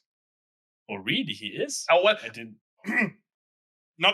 Varus itself is not gay, but Varus itself, Varus is the combination of 2 people, and they were in love with each other. And the character itself is kind of gay. Okay, interesting. I didn't know his lore, actually. Yeah, like I said, the funny thing is, if you guys want to get more into lore, there will be the first official released book about League of Legends, which tells the story of Kalista, which is also a AD carry, and Viego will be appear in it. I guess Hecarim as well, because it's from the time before Viego became the king, the Rune King. The Rune King, before he became the Rune King. Yes. Yeah, very interesting. I don't know. I will buy the book, of course. So have a read. I have to read this book. And there's also a book. Which contains all the lore about League of Legends. It's already available. You can get it for €10 or something like that, €15. Great book. Tells the lore about the lands, the champions, some of them, because it tells more stories than how do you say, more stories than just lore-wise of the champions. So it's really interesting because League of Legends is such a big game now. It's not only League of Legends; it's also Legends of Runeterra, which is a card game. Yes. You have Teamfight Tactics. the Rune Teamfight Tactics. Yes, you have the game, the RPG game where you play as Silas, as Ilaoi, against the Rune King and stuff like this. So a lot of things happening. But what's now happening here in front of us is for Purpix Pandas getting the first rake of the game, while it's still having a short breeze. It Yeah. was the same after the last break, so... Freunde der Sonne. Friends of the Sun. Okay, what we see here... by the way, let's talk about skins, because, for example, Shen is using his doctor skin. Yes. It's actually something we never talked about this, because League of Legends, if you want to play League of Legends, it's for free. You can just pick it up, download it, and play it. You don't even need a good PC for it. You can just use a potato powered by 2 batteries, for example. And the only thing you can pay money for is skins, because all the champions have different optical versions of themselves, which you can buy for money for, which makes, by the way, in my opinion, League of Legends the perfect free-to-play game. Also as Dota, for example, because you only you don't pay for how do you say that, for an advantage in the game. Advantages in the game. You just pay for yes. It's not pay to win. It's just nothing. It's just free to play, and you buy optical skins like this. And I guess it's Mecha Kha'Zix, if I'm correct. Yeah, that is the Kha'Zix, the OG skin. I think this was the release skin of Kha'Zix also. Yeah, Mecha Kha'Zix was it, yeah. And Katrin is being played with the latest Katrin skin, which I bought, obviously, but I don't know the name of it. Do you have a favorite skin line, for example? I think I would go with Spirit Blossom. Spirit Blossom? Okay. I think it's amazing. So I was Shelly on the top side now, which could be the first turret in the game, while we're seeing some action in the mid lane and in the bot lane. Oh, there's so much going on right now. Shelly's going into the turret with so many platings for team Alt F4, and now Kha'Zix coming in, but he should not underestimate the damage he received by Shaco, because there's a Jack in the Box, and if he would proceed further, he would be hit by Jack in the Box, and now there are some left, but the top turret is still standing while Set is hitting in it, but Shen is trying to do everything to keep him away from it. But there are so many minions now. Jacko against Kha'Zix. Close one. For me, by the way, bridal skin, Caitlyn. Yeah, wow, really, wow. Now for me, it's the project skin line. I forgot that I have a cap with the project logo, and I want to get a tattoo here with the project logo. Wow. Because I love the project. You're a big fan, so. Yeah, the project skin line is really great, and my favorite skin in this is the Jin skin. But from Caitlyn, for example, I would say it's Pulsefire, because I also love Pulsefire. And for Swain, actually, for Swain, it's Hextech Swain. He looks so in it. I guess the damage got out. The damage got out, but he still managed to backport. That was the gemstone skin for Swain, is that correct? Yes, it was a gemstone skin, and you don't want to know how much money I spent in League of Legends. Yeah. You can ask me. I give you an answer. But okay. How much money have you spent? Maybe just. Okay, give me a number. Give me a number. Yeah, okay. I would say I would start with 1.5k. More. Okay. Maybe give me just the first 5 digits. No. First 5 digits. No, more than 1.5k. Okay, then 2.3. More. Holy shit. Okay, do we want to continue this? Yeah, we can. I never played any played any MMORPG, so I never paid money for World of Warcraft or something like that. Okay. Fair point. And people play this for more than 20 years now, or almost 20 years now. So I think, yeah. Okay, so go on. So we were at Okay, I continue. 3.7. I think that's a bit exaggerated, but 3.7 it is actually. Okay. Then it is 3.7. It is 3.7. It is 3.7k. Holy shit! 3.7k. Yep. Holy crap. Well, like I said, I love this game, and it is my job actually to work with this kind of game. So I don't know. For me, that's for example, I'm doing my nice cage here. Shaco receives a lot of damage. Karma can erase the opponent's ward, but has to get a hit. Now we have Seth closing in on Seth. Shen uses his ulti from Seth, and he's doing a lot of damage. Look at this, but Shen will get out using his ability. Now another attack. Oh, close one there, but Shen was able to withstand the attack of Seth. It's always Seth, Shen, Seth. Shen, Seth. Seth, Shen, Seth. Shed setter. Yeah, so, but the first tower will go down now in the top lane. A lot of money for all the fear there. Now we have open lanes, so to speak. And the bot lane, nice damage there on Caitlyn, which is also, by the way, nice skin. And there's a Q, but not connecting. That could be. What are you doing, Twitch? You should hit the minions. You should money. Okay, Shaco is there, so he's trying to lure the opponents into direction of turret, and there comes Shaco. This could be a lot of damage. What is Caitlyn doing? Yeah, there. She's done. No, ulti from Soraka keeping Caitlyn alive. Then this ulti coming again for so much damage, and that should be it for Kha'Zix doing the kill. We have 3 people in bot lane, but Shaco is still doing damage. But there's a kill of Shen. Shen uses the ulti coming in. Twitch still alive and keeps everybody on the side of Perplex Pandas going. Shen here now attacked by Vex, but yeah, they don't get her down. Twitch is trying to get something, but if he's going in, it's so much damage. Flash now here by Vex, getting out. On the other side, we have Zed pushing to top lane in, and this is so much. I'm not sure. Okay, of course you have 3. You have 3 kills on the side of blue, but on the other side, you have lost 2 turrets, which opens almost the base. And you have 600 gold for the second turret for set only, so I think he will be huge right now. He will base port and just get a part of his next item. I think he will be a big problem right now for Perplex Pandas. Let's see if he will group up. He could also go for the split push the entire game, so yeah. Let's see how it will turn out. And now we have a huge gold lead, more than 2k for the side of Alder 4. But still only 1 Drake down now. And both teams should go for the Infernal Drake, which is up currently. Baron will be back in...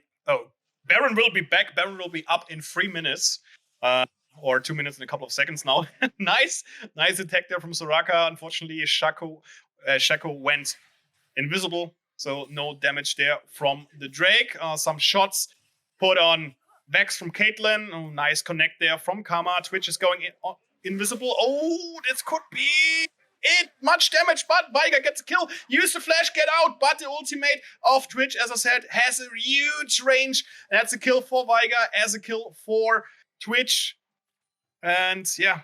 We still see Set on bot lane with Shaco. There's a trap going on. I think they're waiting for Soraka and Caitlyn coming in, fighting for the red buff. Kha'Zix also there. Twitch is pushing bot lane. 3 versus 2. Set with his ulti now. So much damage on Soraka. Soraka hitting the ulti, but kill for Caitlyn. But Caitlyn got killed on the other hand by Vex. Now Shen is coming in using his ulti to teleport in the mid lane, but he is receiving so much damage. Stun on Zed, but Zed uses his ulti. His opportunity to kill Shen as well, and Kha'Zix trying to do some damage. Waguet coming in, use a perfect timed cage with ulti. Gets the kill on Vex, and Kha'Zix on Zed. Nice play by Perplex Panda, closing in on 2k and 500 gold. Karma still alive, but 3 dead for the price of 2 on the side of Perplex Pandas. Very well played by the Baker, I think. That was The cage Yeah, it was necessary. It was absolutely necessary because if Waguet wouldn't come in, Zed could have just gone with the opponents. And K6 is right now in Shelly, and he's starting Shelly, as we can see. But shako smells something there. There's something fishy in the river, and it's not a fish. It's not Fizz. Here's a shako's coming in, doing some damage on K6 because, shako is getting some help from the top lane set here with the teleport on the wall. And now this should be the second Shelly or Herald for Team Alt F4. They also managed to get the Infernal Drake, so now we're even in kind of Drakes, while on the other side, K6 is using his, I would say, at least something in regards of the blue buff.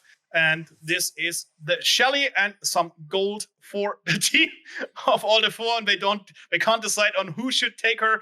And now we have it on shako, obviously, while Zed is coming back to top and trying to get a little bit out of Shen, but he is mobile. He doesn't want to engage the top laner. And funny thing is, for people who don't know, Zed is getting as a shield as much as you put damage on him, his shield getting up. So it's really hard to damage.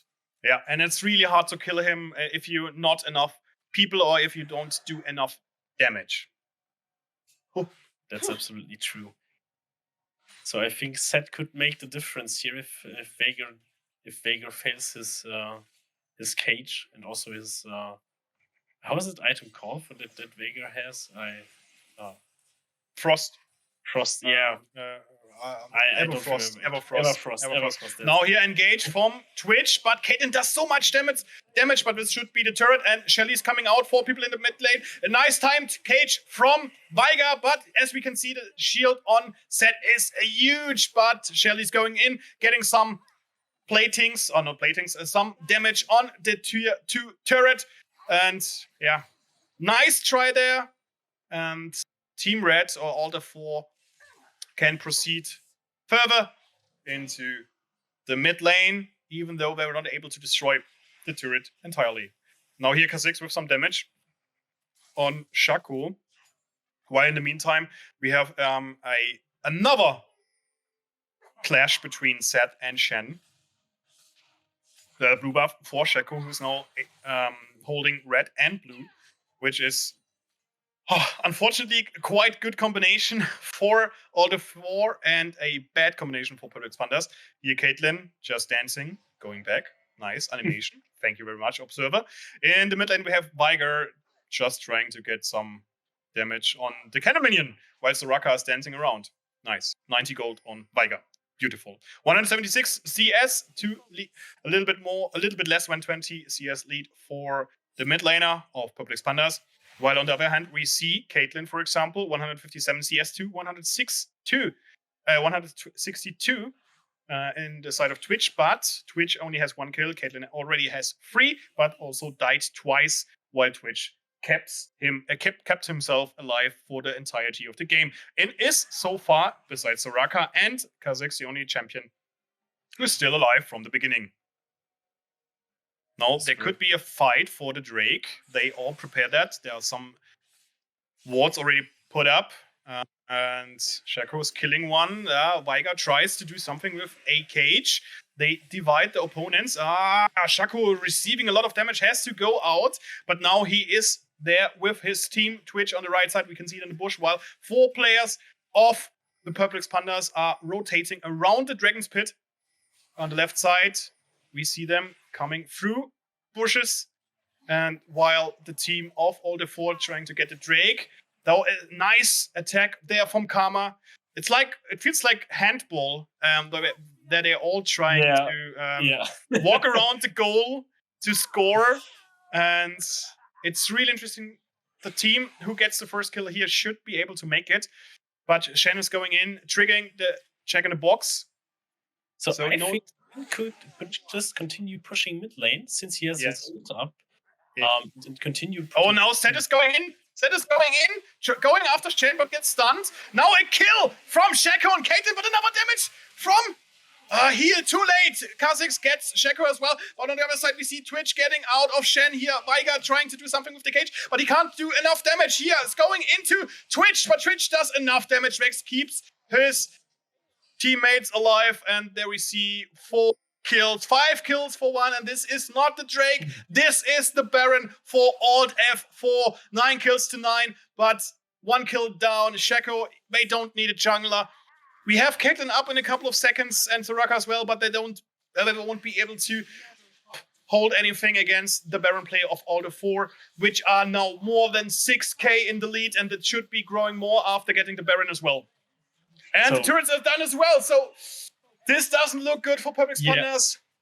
So actually, the set, if it was planned that he's isolating the Shen, so the Shen couldn't ult or anything, and the Vex is going in the meanwhile, that was so well played by Alt F4. So if it was planned, if it was just randomly, then okay, well done. But if it was planned, it would be holy shit. The play was amazing to watch how you can play in the game. So now Drake's still up. Public Spawners trying to get something for their money, but as we can see, they give up on Drake. Shaco's going in with Vex and Zed, while Twitch is coming through mid lane. Maybe there's something going for Kha'Zix, but Twitch still has the advantage of the turret for him, even though there are 3 players. Now Caitlyn uses her ulti. Shen with a nice stun, but Twitch uses his Twitch. Now uses his flash coming out. Oh, the ulti of Vex connects, and so much damage on Caitlyn. And now Zed coming in with his ulti as well. Caitlyn is done, but Kha'Zix does damage as well. And here we have a stopwatch on Waguet. He's trying to stay alive, but he gets done by Zed. And Kha'Zix doing damage. Kept being alive by Soraka, but she can't heal against 4 champions. But he jumps out, and this could be a possibility. Oh!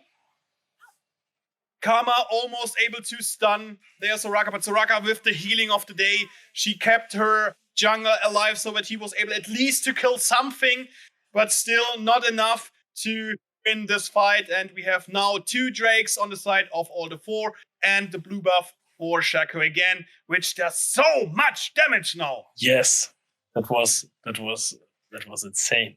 So I think you could see in this fight why Public Spawners is picking Soraka each game, because she's very strong as long as she's not getting hit by anyone. She was keeping the Kha'Zix alive the entire time, so he was like 4 people were chasing him, and he was still be able to go out thanks to the Soraka. So I think the Soraka is a very, very good pick right here in this game. Absolutely. But she's still lacking of some damage. Yes. For example, as we've seen it in the game before, where she was able to kill Sivir by her own. In this regard, she has to come up with something against Karma, which is a more, in regards of Soraka, more on offensive, more an offensive champion than Soraka could be.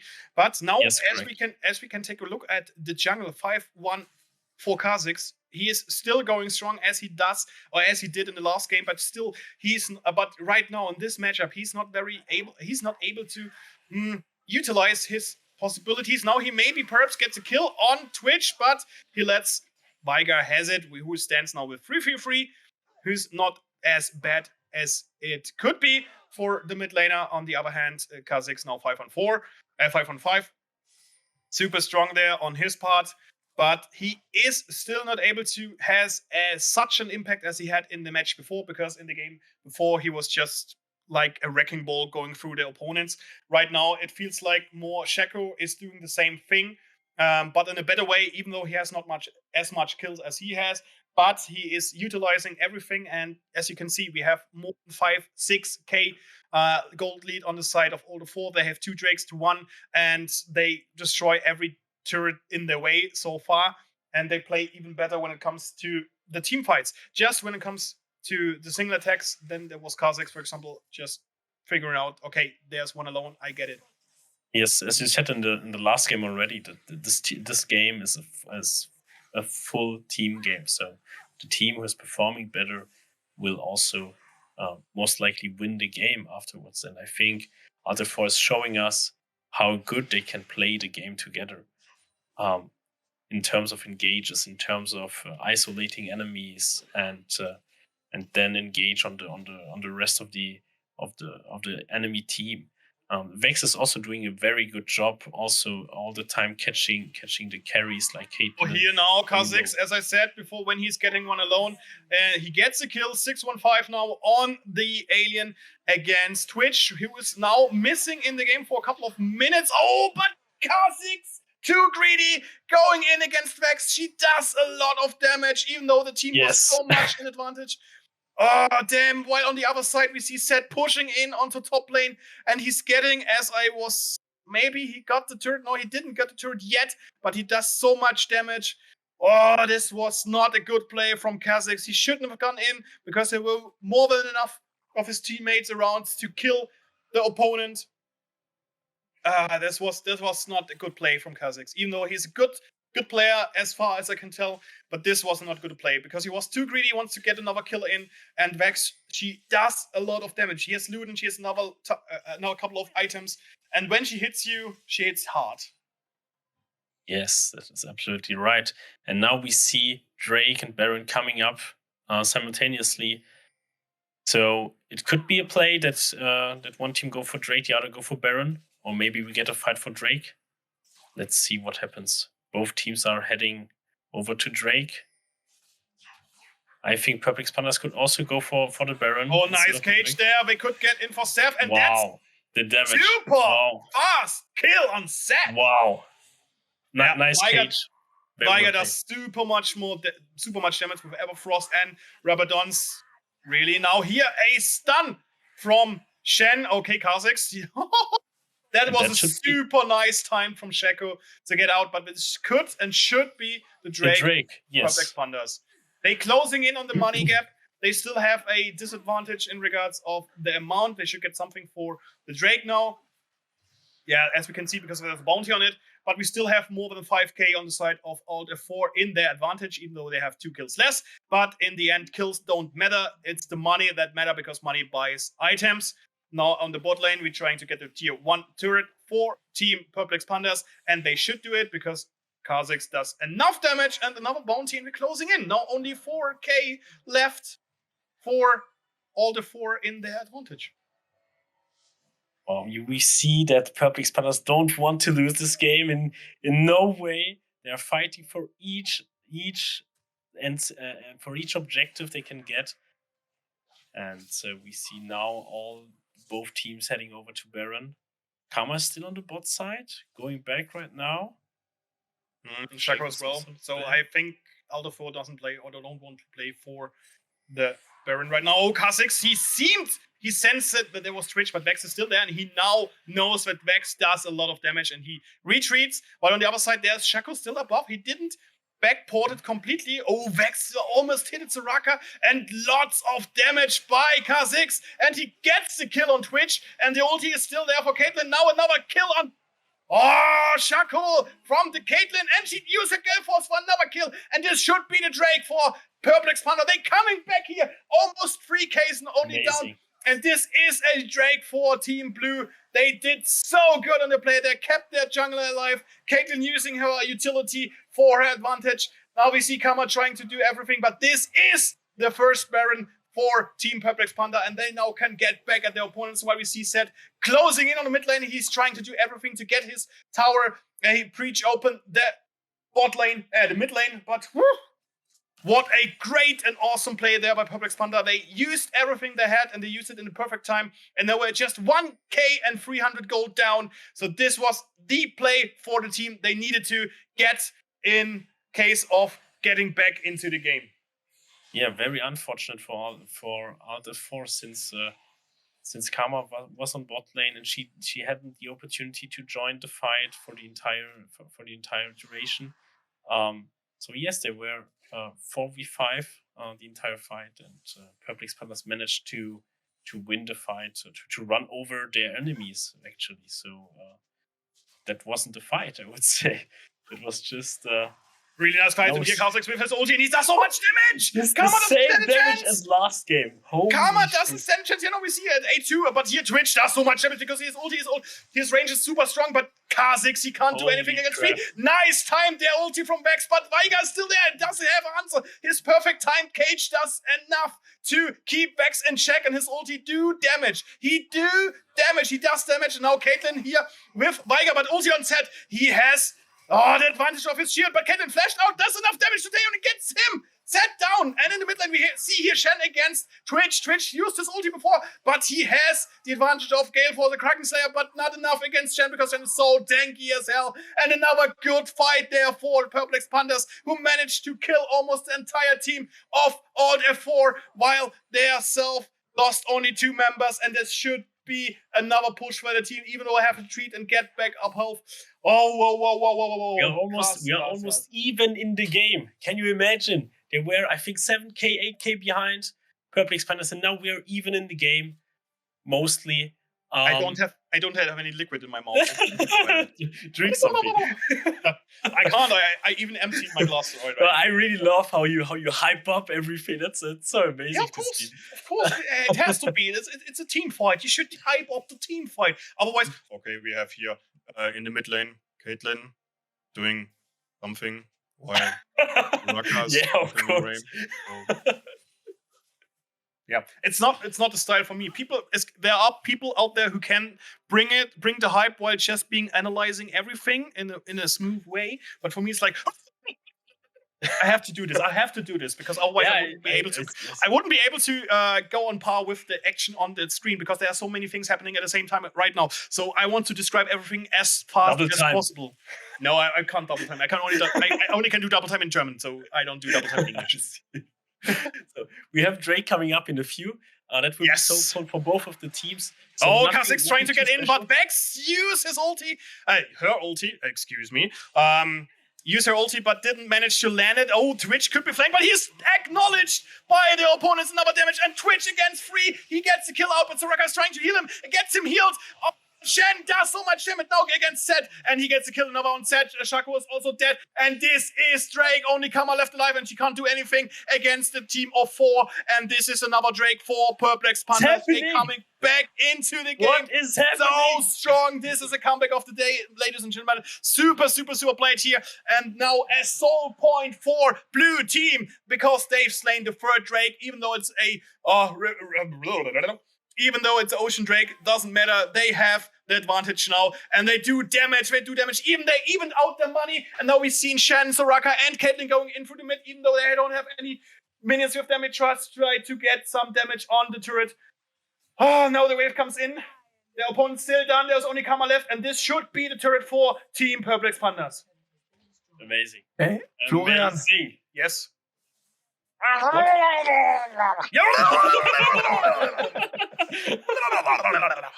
And on the bot lane we have also Shen doing damage as well, and this is the turret on mid lane and bot lane for Perplex Pandas. They get back at their opponents, and we have now a lead on blue side of 1k and 100k and 600 gold.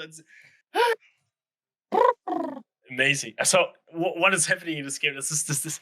I mean, they have 10 kills. They are 10 kills ahead, and they are still only, let's say right now 1.5k ahead, and they have 10 kills more. Yes. So, I mean, in the end, what is happening in this game?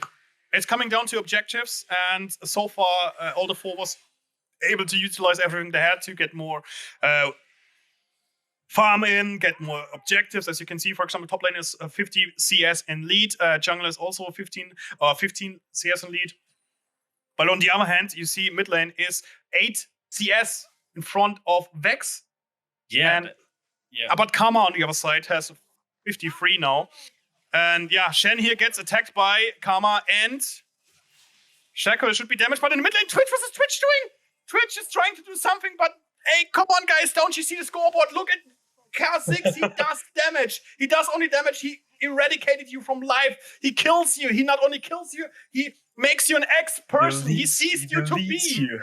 He ceased you to be. And now Caitlyn here against Zed, but he's trying to do some damage, and he does damage, but he didn't think of Soraka coming in, and Soraka using her ulti. And this is so much heal. They're coming out from Soraka, and even said the man with so much shield doesn't stand a chance against the Caitlyn, which is standing now by 8-4. Kha'Zix going for Vex, and she does a lot of damage. He has to respect her. But on the other side, we see Waguet coming in against Karma, and the damage is out. But Kha'Zix can't land a stand attack. Oh, we see here Shaco getting it. My God, he doesn't do damage, but then there comes Soraka. He's getting killed by Soraka.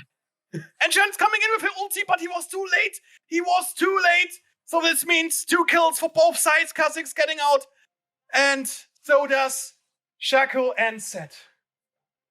I mean, you need to calm down a bit. We have still a lot of games to be played after this one. I can't. Yeah, you just play the sound instead of me commentating. Yeah, but it was really, really nice executed from both sides here, actually, because if Kha'Zix would have landed 1 attack more, there would be also another kill, and otherwise now Soraka got the kill on it. I got the kill on Shaco, which is really interesting. Shen is now a tank. He's just a tank. You can fire a rocket launcher at him and he will withstand it. And yeah, now he's getting attacked by Karma and Twitch, who can do a lot of damage, especially when Twitch uses his Gale Force. Oh, now 3. Okay, this could be it for Shen. He should just do something. And yeah. Oh, he's trying to get out, but no. Too much damage. No chance. Too much damage from the side of Twitch and Vex, and the kill gets to Vex. Yeah. He was just we have Baron waxed away. On here we see Kha'Zix going onto Set. I am not sure if okay, I didn't see Soraka coming in down there, and this is a lot of damage. Set doesn't hit his Q. Now he uses his ulti, but not enough damage, not enough everything. So while we see some death in the top lane for the side of all the 4, we have same answer or the same reaction for the Purple Expanders on the bot lane. So this is going. Oh, this is. But with the difference that Alter 4 could have taken the Baron, since the entire blue team was on bot side. That was a free Baron for Alter 4. Unfortunately, they didn't see it. But I think they're not starting. Okay. I have you to take over for me for a couple of seconds because I want to get something to drink as well. Because I need something in my wolf. That's fair. That's fair. So right now we're seeing both teams heading over to mid lane. Drake is coming up in a few seconds. Purple Expanders also already on the way in, but we see on the other side, Alter 4 is going for the Baron. Like a little trade-off, so we have the Soul on Purple Expanders side, but we have the Baron on Alter 4 side. Maybe they can even. Maybe we will have Purple Expanders. Damn, what did I miss? I come back and now Team Red it's starting. They have Ocean Soul and now the Baron fight. Alter 4 is the Baron.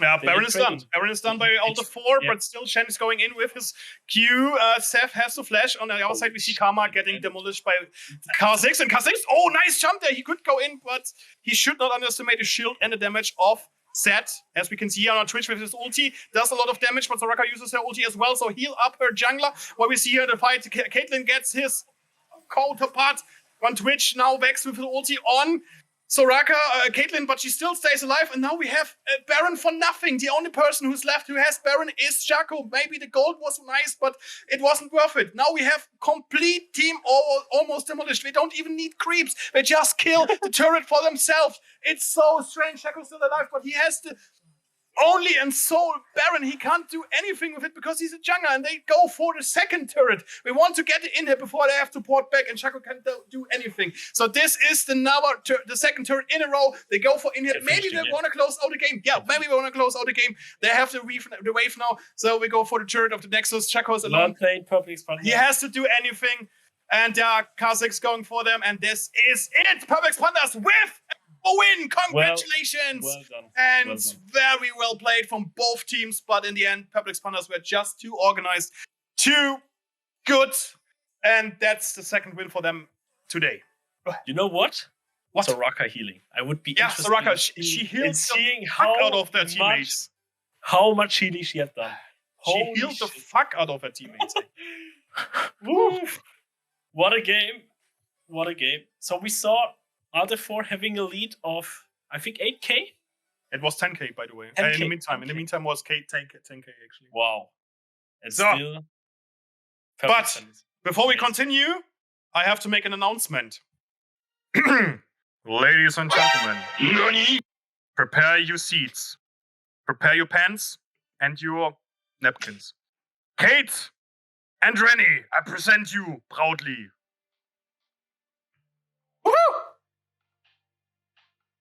Okay, I thought we would have been seen as well. I thought we would have been seen, but on the other side, guys, we are. Here we are. René, That's your sound now. Let me cuddle you a little bit there. Wait. I could do the same like with Nico. I got it done. Oh, I'm tickling you. Hey. Send me the money via PayPal later, okay? All right, thank you. But you see René's heartbeat going up, so yeah, he likes it. Yeah. That's a special service.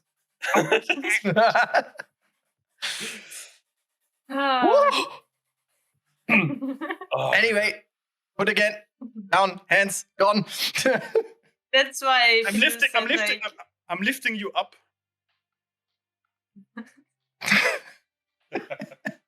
Okay, enough fooling around. Yeah, not that his wife gets jealous in the end. She already is. I don't have a wife yet. Yet. You didn't hear anything. You didn't hear anything. Anyway, actually, wow. Okay, we can just go. We can go ahead with all that day long. Anyway, now getting back to the game. Actually, I was pretty much impressed. Cheers.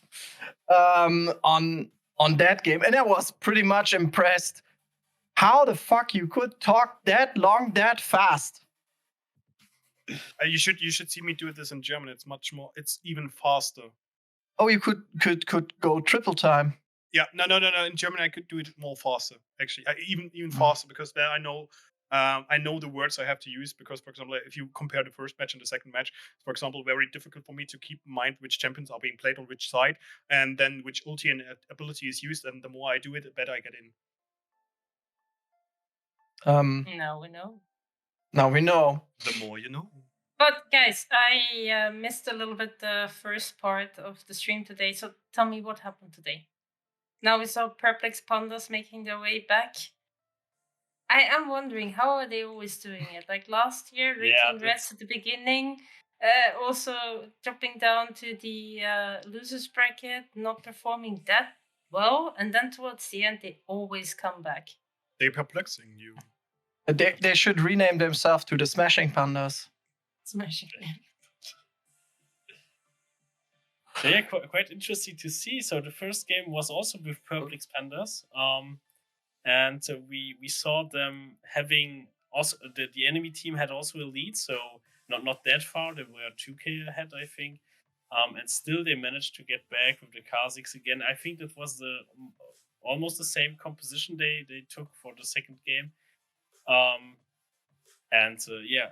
I don't know how they do it. So, Kate, I don't have the answer to your question. They're America.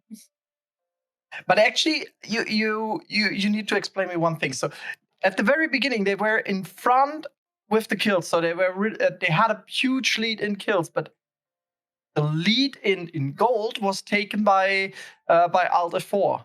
How come? Because I didn't got that. Was it really just by killing minions on the lane? Nico, do you want to?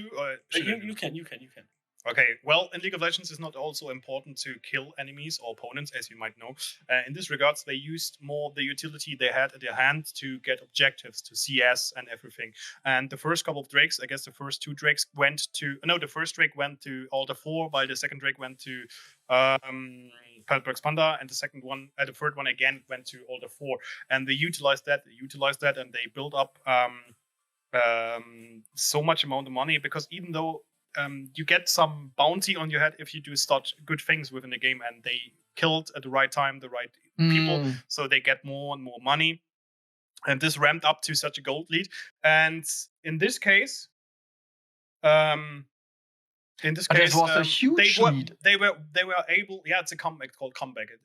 I wouldn't say they joked because they did their things good, but they were not able to positioning themselves in a proper way so that they were not able to do enough damage to kill the opponents while not getting too much damage. On the other side, the rotation and the positioning from the Public Expander was too good. So they, for example, when it comes to the Dragon Pit, we had a lot of fights in the Dragon Pit River.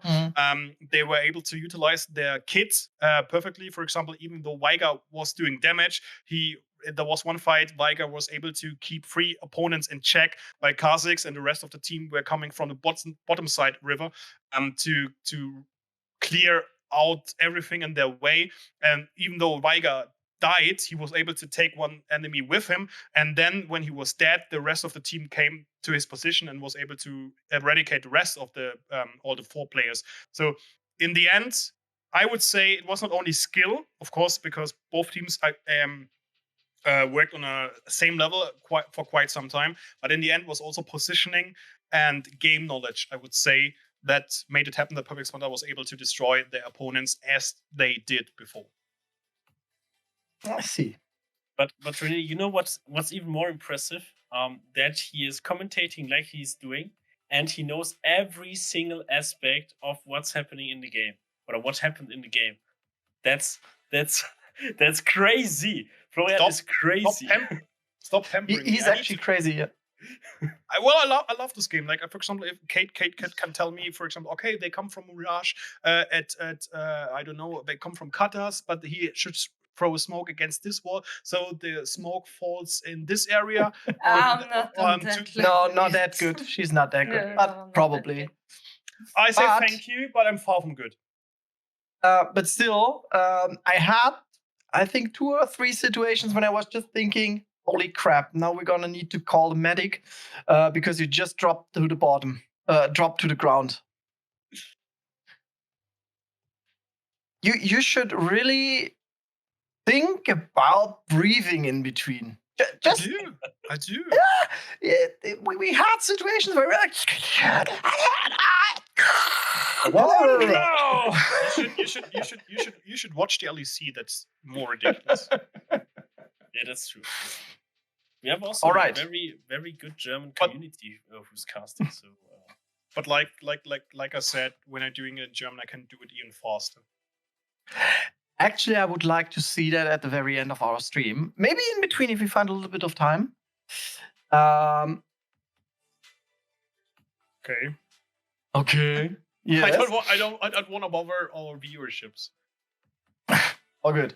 Maybe just for the way forward, because we have the next game in our pipeline. I would take a quick look on the bracket, maybe.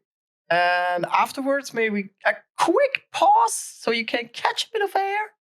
And then we're jumping into the next game.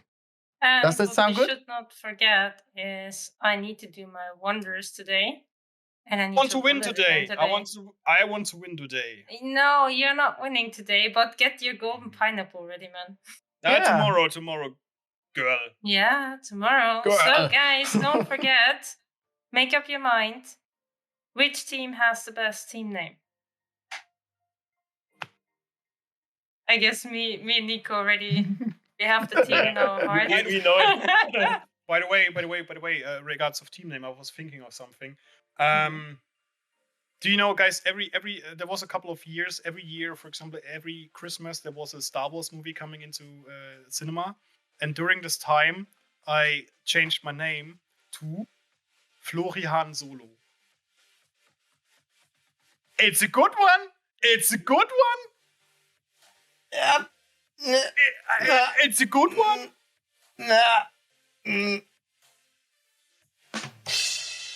It's a good one. All right, we will take a short break and we won't come back. See you next year.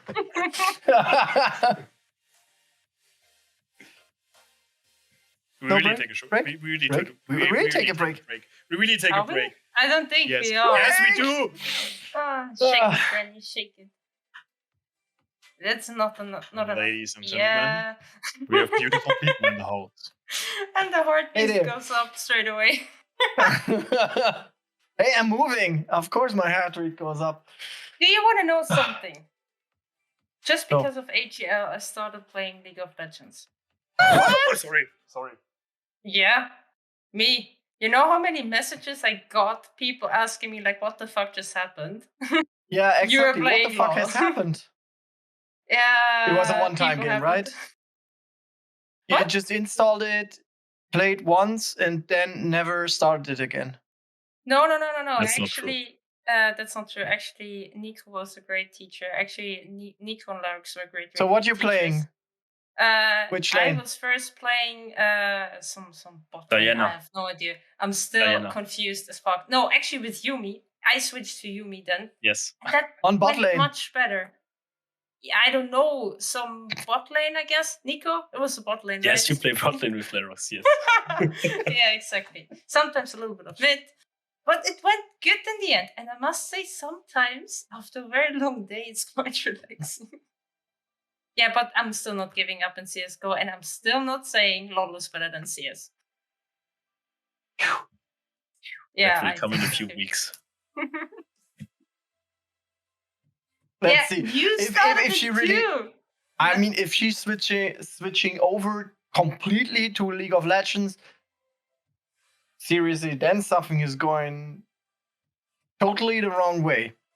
Yeah, no, don't worry. Nothing is gonna change here. Happy to hear that. By the way, now as we're here in picture now, Kate, didn't you want to do something? Wasn't there something? Well, let me think. Dim. No. Guys, it's Wow. ruffle time. Ruffle, waffle! Ruffle, Ruffle. ruffle. I am going to roll it. But before we start, Yes. in the chat they're asking if you're playing a 1v1. You two. Oh, no, we're Me not and gonna do René. that. Yes, No, you. no. No. Oh, yes. I don't Oh, know. That's Yumi. gonna be funny. Maybe we're doing a featured match later on. Not today. Maybe. Later on. Maybe. But René, do the countdown. Do the countdown. Yeah, I don't have a countdown. Do I have a countdown? Wait, I have a countdown! Give me a sec. Where is it? Where is it? Where is it? I don't find it. Come on, hurry up. Yeah, People are waiting. I'm working on it. Okay, I'm rolling it down. Fiilou, not again. No, I'm canceling this one. Okay. What is? Fafta That was by- loud. Holy crap. Fafta by won the ruffle this round. Today it's just one time. Tomorrow it will be twice again. I got the orders. But yeah, congratulations. Reach out to me on Discord. You have to write down the name because there's mine in the chat again. Why is yours in there? It's the Because first time. he's trying to cheat the system. I here. didn't cheat anything. Get the golden pineapple. This is the only Did you thing hit you need to the do. button once again? It's the third time I win. Have you hit the button once again? Kate? Yes, because it was Fiilou. And then I hit the button again. And then we got a good person. Like an actual person. Like, Yeah, but I don't see it in the chat. I'm a That's the robot. reason. What? I'm a robot. I no, don't people see are it in the reacting. chat. People are reacting. People No are worries, reacting. René. I got Okay. it all under control. Okay, by the way, we need to switch over to the game because pick and ban is ready. Ooh. We're going to start into the game. So, No still Twitch not this the time. Kazakhstan. Still not the Kazakhstan. Okay. Bart. Okay. Is he picking it? Is this a troll pick?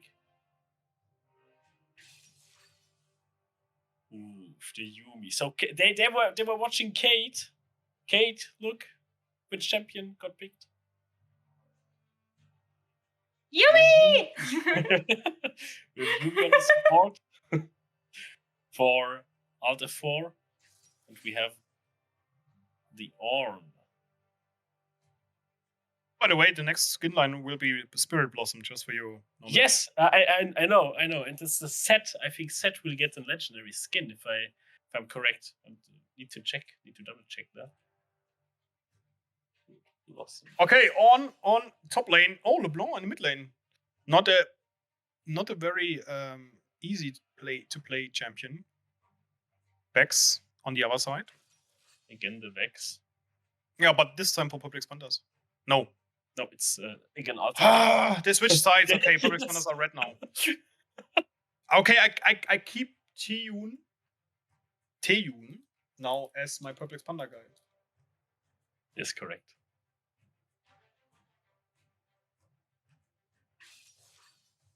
Mordekaiser, that's interesting. That's a very good pick against Yorn.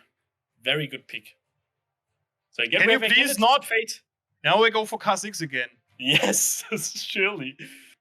Told you. Tell you. Or give me something else, Rengar. Give me Jarvan. K6. Well, fool me once, shame on you. Fool me twice, shame on me. Yeah. But still, we don't have the Veigar. We don't have the Veigar. We don't have the Veigar. We don't have the Veigar. We don't have the Veigar. We don't have the Veigar. He's bad. And also Soraka is bad. So we should play Kate on mid lane. Yes, that makes sense. Totally. Kate, get ready. Put yourself some sports stuff on. You need yeah, to I'm getting ready. Now. Wait, let me get my boxing gloves too. I gotta just box them away. Yeah, you can play be Lee Sin, Lee Kate. So no CV and no Xayah. Nice. I want to see Jin now. Jin. Tonic. Jin, tonic. The weak fear the shadows. Fear controls them. By the way, my favorite League of Legends strings are Gin Tonic on Jax on the beach. What? I've never heard that before. Actually. Really? Yes. Always Jax on the beach and Gin Tonic. Jax on the beach. Okay, that Lulu. Would be nice skin. Again. That would be nice skin. Yeah, you have the Jax pool party. Yes, I see yes. here. Jin, Taeyun, you listen to me, man. Or woman, whatever. They listen to me. Jin and Caitlyn. So we have Chucky with the Warwick. Oh, MF makes sense. She has a good AoE effect with her E, but she can also use a double Q with the minions. Again, we see a very early. So Kate René, you will now. No, please not. But okay, Timo support. Why not? Timo support. Why not? You really think? Okay. Renata Clash. So we can go back to the commentator's desk, because I want to ask Kate something. What do you want to ask me? I'm getting nervous. You should be. Uh-oh. Kate. Can you? Wow. First of all, Kate, I love you. And second, Kate, can you count to 4? And if not, do you want to learn it? Uh-oh. Oh my god. It's a gimmick. Okay, I'm counting to 4 now. 1, 2, 3, 4. Perfect. You need the 4 with a... The 4 one you have. The 4 one you have to scream. You have to. A bit more. Yeah, like 4. No, I can't. No. I'll leave it up to René. Can I get a 4? Okay. That was a try. And I would do anything for you. Oh. For you. With the 4. For you. So now you can ask him why he's asking you that to count to 4. Yeah, very good question. Ask me that. Come, ask me. Ask him. Well, okay, so why Why are you asking me this? Give me a second. I'm really Nico, getting nervous here. Nico will tell you some stories. I will get something which you can. Why is Nico now telling the story and you're leaving? What is this? No, now we are waiting until he's back. So, I mean, he has a nice room, actually. Wait. No, not starting again. What is happening? Because of this? Oh, Yeah, what's because of that? this. It's I Jin. see. Ah. Okay, I'm a League of Legends noob here, so listening to teach You're me playing also. Yubi, so. The thing is, Jin is a AD carry which uses a gun who only holds 4 rounds. 1, 2, 3 are normal rounds, and the 4th one he's like 4. And he's And a he do- psychopath. Yeah, and he's a psychopath. Everything has to do with 4. Yes, that's why he was asking you that. And And he's Jin one got of- picked. Jin got picked in the game. Okay. That's the reason. Now it all makes sense. Everything makes sense if you Wow. think about it. 21. If I 42. sometimes think At during least. the day, then sometimes things don't really make so much sense. I think. Okay. Right? Okay, don't start thinking. If you started already, stop. Yeah. Thank you. Don't think about It the will save red the elephant migraine. with. Don't think about the red elephant. And you're I'm thinking not about the gonna red think elephant.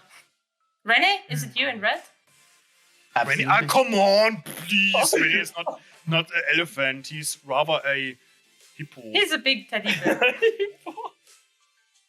I'm a happy hippo. Yes, I am.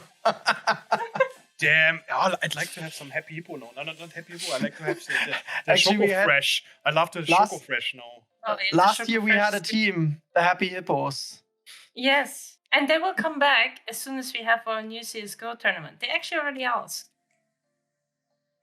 So, making some advertisement for the future.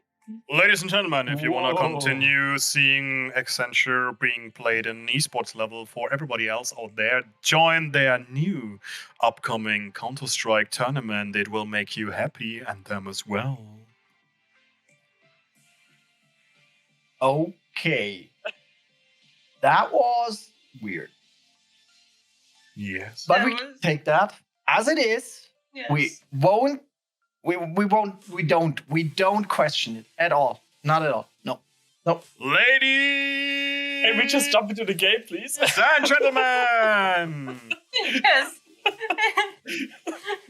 I know. And if the game is not ready yet, maybe we can have a look on the brackets. Ladies and gentlemen, can we please switch over to the gameplay because Yes. this is getting awkward? Yeah, And we see the finally somebody heard me.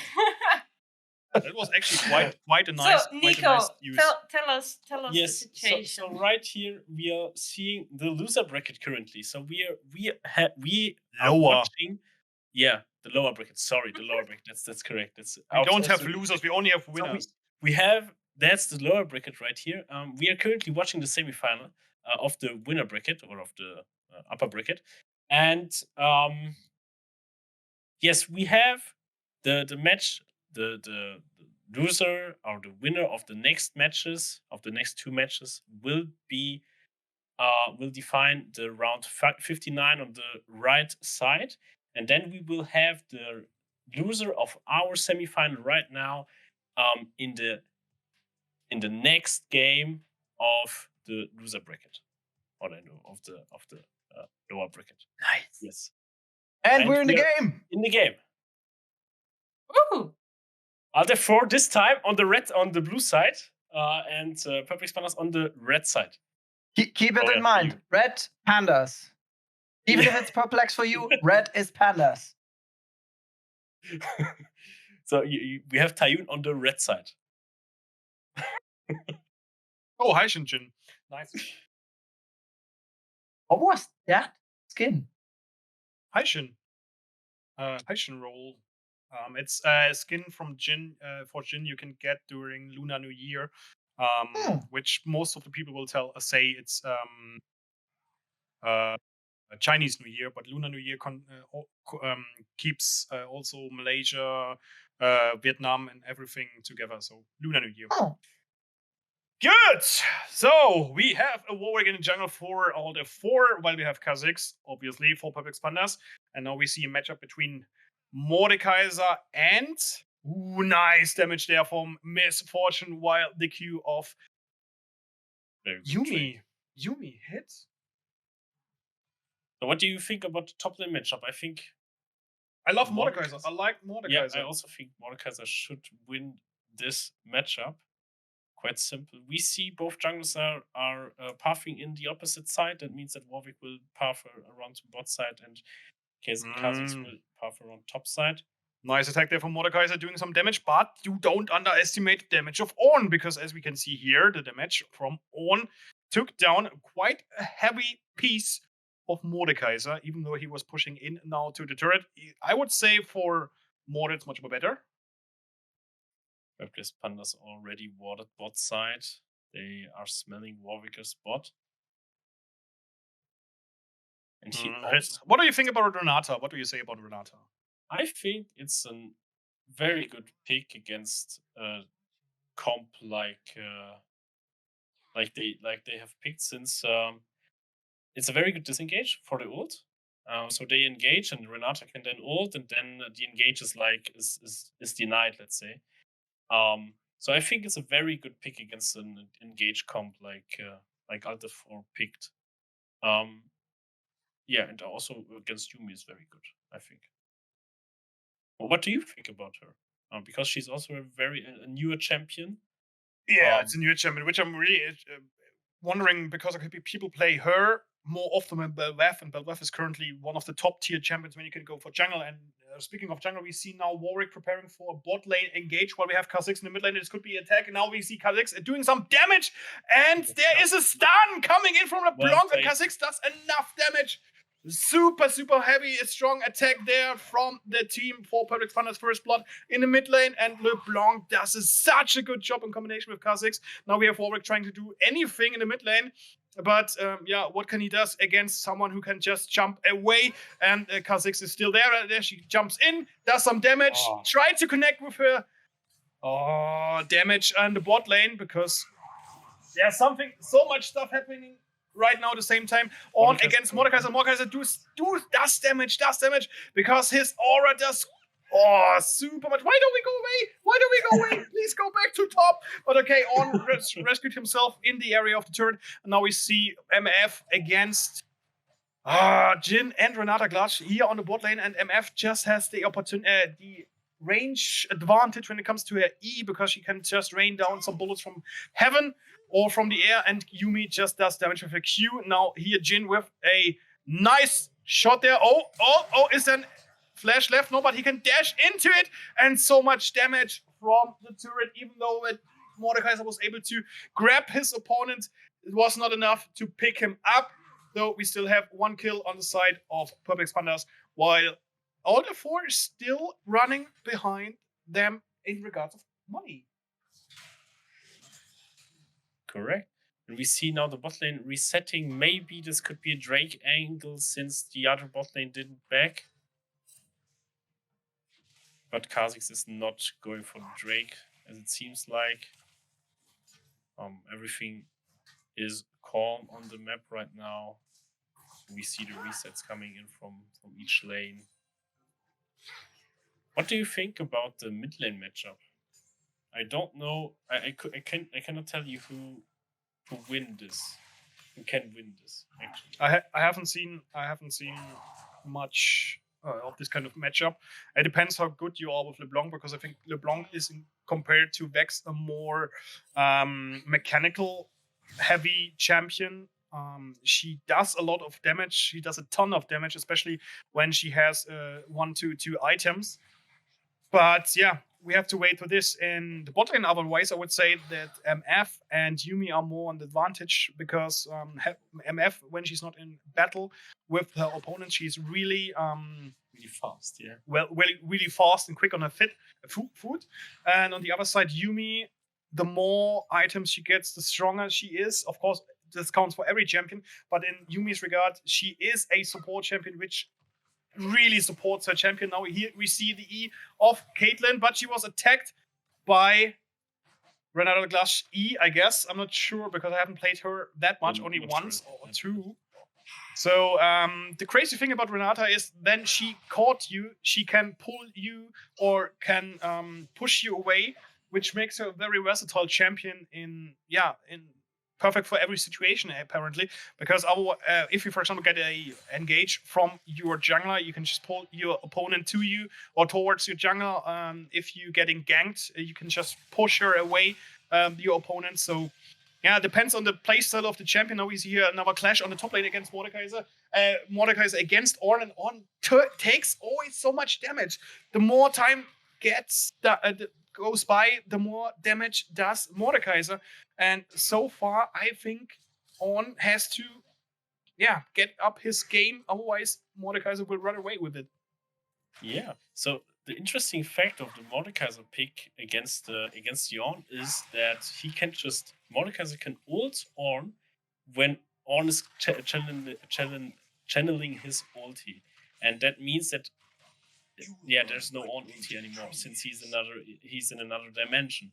So that's a very good pick. Oh, Kha'Zix here coming bot lane. Oh, such damage. Jhin almost down, but he can use his W to keep his opponent at the position, but he has to be very, very careful, otherwise he will die. And Yuumi uses her, speed to stay alive. We have now Warwick at bot lane. He's trying to secure anything. Curtain call here from Jhin. He's just using his ultimate attack to keep the minions away. Now nice ulti there from Vex, who gets into damage. Double kill, and she will do a triple kill. Wow. Triple kill here for Vex, and this is a turnaround nobody's seen coming. Really, really good and well done here by the mid lane, which makes it very difficult for LeBlanc to uphold. So nice play here for Alt F1, who have to step up the game because they're one behind. They lost to Perplex Pandas, but as we've seen in the match before, Perplex Panda have the possibility to always come back. They are really good, and now what does Ornn do? He doesn't do anything, it just stopped in his way. This could have been a kill for Mordekaiser if he would have been. He was ulted. He was ulted. No ulti from Warwick, as he does. Nice flash there from Ornn. Super nice flash, perfectly timed, and Kha'Zix just coming in, clean. Swiped the slate clean, and so nice, perfectly done and timed there for Ornn. Was the best flash I've seen tonight. Hashtag outplayed in the chat. Hashtag outplayed, hashtag F. Now they see here MF again with Jhin and Renata in a small skirmish. And as we can see so far, even though that Jhin has 2 more assists and Renata has a kill, MF uses here nicely her ultimate, but she got interrupted by Renata. She has to ulti as well. Now they try to get something out of it, but nice interruption there. This could have been the death of Jhin, but Renata reacted perfectly.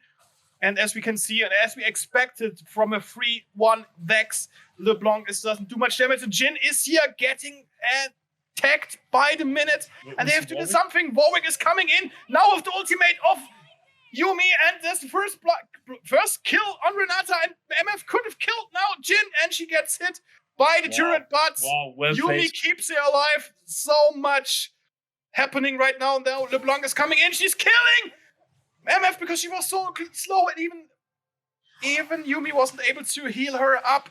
But this should be a kill for Warwick. And now here Kha'Zix getting another kill on Vex, but LeBlanc keeps staying alive.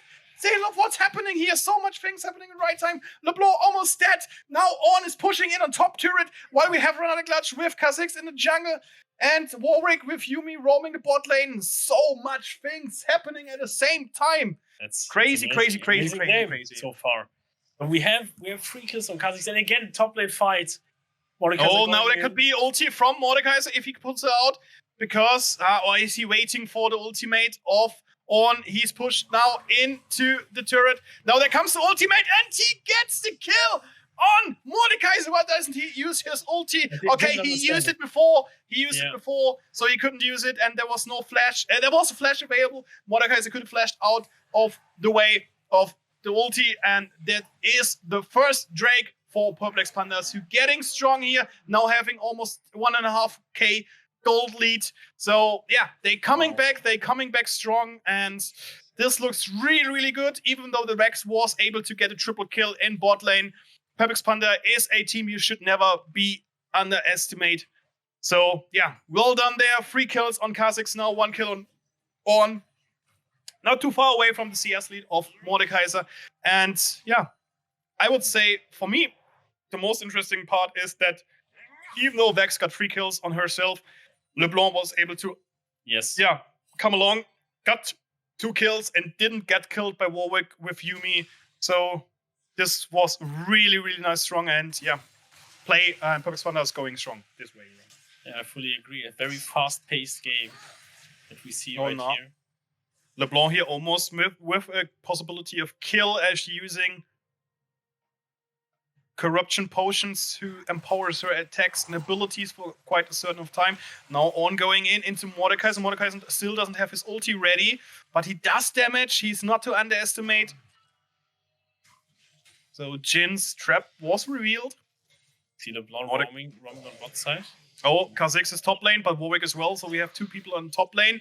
Here, LeBlanc attacked by Yuumi with MF, but the Drake is not up yet. Will take a little bit more time for it to come back. So Jin and Renata are pushed in. They still hold the lane. While we have on top a battle again, between On and Mordekaiser. Mordekaiser doesn't still have his ulti up, but now comes Warwick jumping in. Oh, there goes the stopwatch and the flash coming out from On, and he gets out. There's the flash from Warwick, and he gets the kill again. Such a nice outplay there from top lane. Holy crap. Warwick, don't underestimate the top turret's damage again. He does it for the 2nd time, and he gets punished for it. Another moment, and now Renata clash here with an attack. And as you can see, a nice stun there from Jin. And here, this was a perfect example for the abilities of Renata clash. She was able to push away MF, who was perhaps in the possible situation to get an attack after them. And they see now, Warwick, another ulti, but Mordekaiser was able to divert that. MF pushing in now bot lane. Oh, we have the Shelly in top lane. This should be a lot of damage coming in from Team Red. And if Mordekaiser should get away from there, otherwise it would be damage. Here, Kha'Zix coming in, and easy kill for the jungler on the side of Perplex Pandas. Another ulti here coming, curtain call from Jin, but Yuumi lands attack, doesn't interrupt the ultimate attack of the AD carry for Perplex Pandas, but doesn't do anything except killing some minions, though they are pushing into the turret of bot lane. Now the ulti from Caitlyn, from MF, but Renata is dead. And that's another kill here in mid lane. Warwick was able to get LeBlanc as well. So this is the answer all the 4 was looking for. Now we can attack into the turret, even though the turret of red side, on the blue side was the first one to fall. Jin now staying alone. He should be careful, but this should be a Jin. He shouldn't have flashed. This would have been a kill. This was bad, and now he's dead against Warwick. This was an easy kill for Warwick. On the other side, we have Kha'Zix in the mid lane who can get a kill on Vex because she misses her Q. Now he should be careful because he has bad experience with Vex, but at this time in the game, 5-1 Kha'Zix does enough damage to kill a 3-2 Vex, and now we have another player. Almost! I've seen that actually. What was this kind of hitbox? Yeah, it was really weird. So we so have much stuff happening here. 18 kills in 16 minutes. That's a really kill-heavy game. Yes. And we've seen both teams are fighting for the win. Drake is coming up in a few minutes, or in 1 minute, less than 1 minute. And, I don't even see Drakes actually, to be honest. Where do you see the Drakes here? You can see on the minimap. Minimap, yeah, true. I was looking for the timer actually. Yes, me too. We don't have the timer, I think. Yeah. Let's see. So- But we see the timer on the minimap. So 10 seconds until. Now, speaking of bot lane, we have a 1-2-3 on MF, which does huge amount of damage, especially when it comes to Yes. her ultimate, as we can see, Absolutely. as we've seen before, against the when Renata Clutch was killed by Yuumi. But this should be the second Drake for Perfect Pandas, who don't let anything happen to them. Oh, here ulti now used by MF, And but the Drake secured for the Kazakhs. that was too much damage from Kha'Zix, and he has so much damage from LeBlanc. Yeah, She even killed ridiculous. Vex alone. Now curtain call again from Jhin. There's Kha'Zix. He has to run because he's very low. He could jump in. Nice attack from LeBlanc. Gets the kill on it with the help of Kha'Zix. Kha'Zix is now in the middle of the attack. Now ulti from On. He's coming down using his ability. Now another kill on Mordekaiser, who's Wow. also used his teleport. So much things going on at the same time. And this is a perfect play for Perfect Panda, who just eradicated the opponents. Unfortunately, Baron is not up yet. Yeah, They have to I wait wanted to say that. they have to wait a couple of more minutes, but this would be a free Drake, and instead they go for the tier 1 turret in the mid lane, which should be the second turret in the game to be taken down by Team Perplex Pandas. In the meantime, Jhin on the bot lane tries to get in some money and attacks the turret as well. This was So- really well executed from Perplex Panda, really well played, and they got so many summon spells, so many Yes. utilities out of their opponents. So yeah, really well done, and Jhin even got his first kill. So we remember Vex having a triple kill on bot lane, and now she has 4 deaths, and LeBlanc has also 3 kills. So LeBlanc is recovering very, very well from this, and the entire team, Perfect Pandas, is just showing Oh, what they can do. It seemed like it was interesting because he jumped over the jungle, and this should be it for the Ornn. He should be getting down, even though Kha'Zix is coming in. Yeah, I think. Nice there, Flash. He's still alive. He stays alive, but Vex What gets about him with her ulti. Nice there. Nice snipe there. And now LeBlanc has to get out. Kha'Zix has also to get out. This could be his death. But yeah, close one there for Ornn.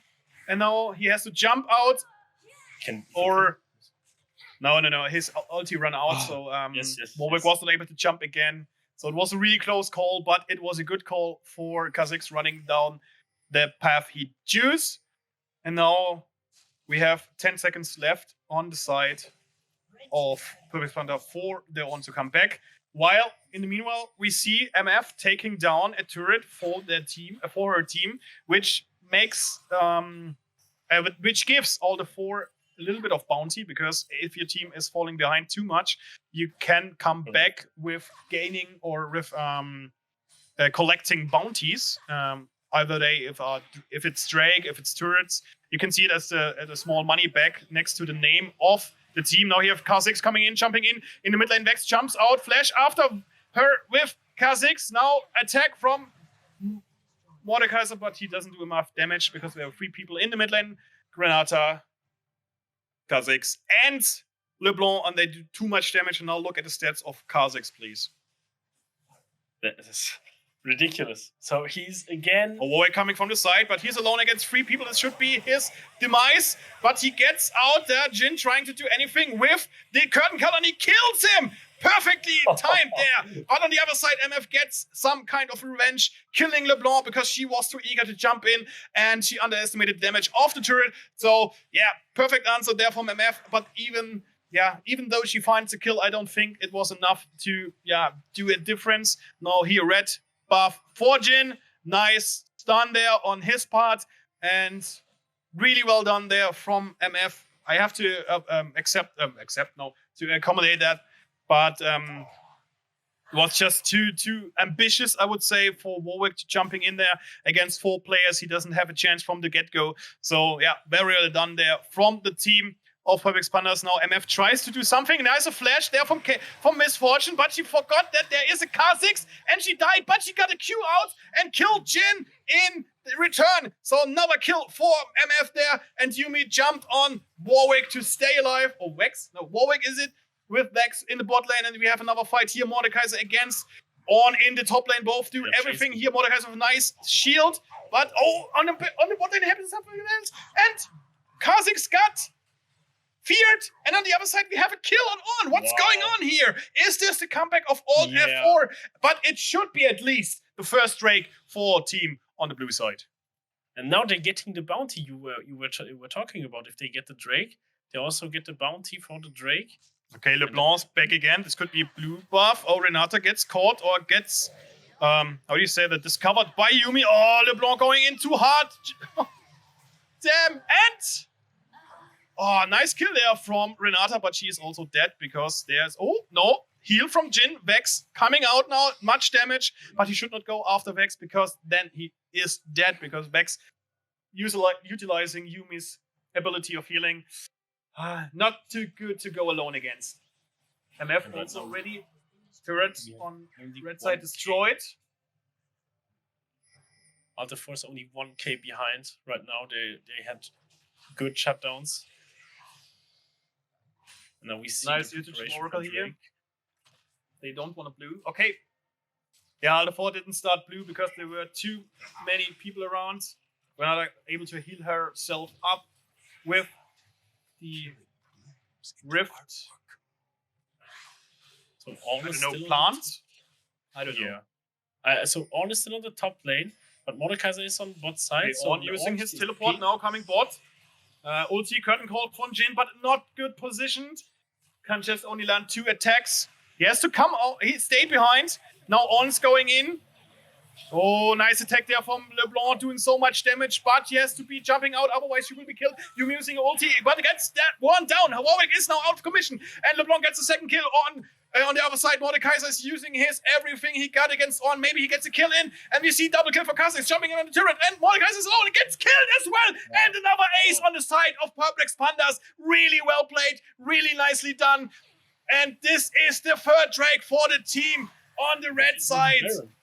Oh, really, really good. Really well done. I'm not sure if we go for Baron because they're all very low. Not sure either. No. So, very well played. Wow. Another ace. Really, really good. This is now soul point for Perplex Pandas. They're really good. The fights so good. They're playing the fights really, really good. Perplex Pandas. The second ace. Yeah, you could see the Mordekaiser ulti in the Ornn to not get the Ornn ulti. That's really it. Good. This should be, Ornn knows he's dead. So. He's dead. Yes, he's dead. It was overstaying. Yeah, absolutely. He wasn't even overstaying. He was not considerate of the amount of time which were left for the opponents, and he wants to get some vision in for Baron. This is mostly of the time we use when you kill the Rift Scuttler to get vision on the river. And in this regard, he was just, I don't know, disrespectful of the timer on the opponents. And if you have a Warwick on the opponent side, you should be aware that he can run. But now Warwick is getting caught in the action, but 2 less damage in 2 less time. But now maybe they get a kill on Mordekaiser. He gets stunned by LeBlanc. Nice attack there from Kha'Zix, but he's still alive now. He's stunned now, and Warwick gets also some shots in. Oh, ulti here from Vex on. Oh, so much damage now. Curtain call comes out from Jhin. He should get a kill, but no, he doesn't. On the other side, there should be now a fast kill. So, she stayed alive. She stayed alive. LeBlanc was one for the go, but because of the passive ability of Renata Clutch, she stayed alive because you have to kill an opponent in a certain amount of time and your teammate stays alive. And this is another ace for the side of Perplex Pandas. They just playing it so good in this time. Yeah. And this should be the first Baron of the game. Wow. So we have again Kha'Zix with 12 kills. Kha'Zix is such a strong, I don't know. If you're watching and go against Perplex Panda, ban Kha'Zix. Yes. Please. That's the third game in a row right now. Yeah. And we are currently playing a best of 3, which means after this game, if Perplex Panda wins, we are done. All the 4 will move to the lower brackets, if I'm correct.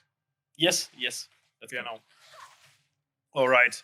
But yeah, all the 4 doesn't play bad. But when it comes to positioning and focus in team fights, Perplex Panda is just so much better. Yeah, so much better. That's totally. Another attack here from Kha'Zix, but he's going into wild. 3 people against him. Kha'Zix getting stomped by Waguet, still alive because of another class passive, but two less attack, 2 less damage in 2 less time. But now perhaps the answer from Team Perfect Panda. Yes, they get a kill on Waguet, try to stun another opponent, but there was nobody inside.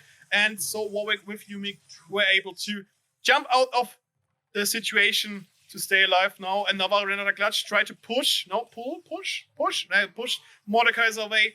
And Dex is not to underestimate, even though she died 7 times. She has 5 kills. She has a couple of items which do a lot of damage. Now Mordekaiser pulling in on, and there's so much damage coming in. The curtain call from Jhin.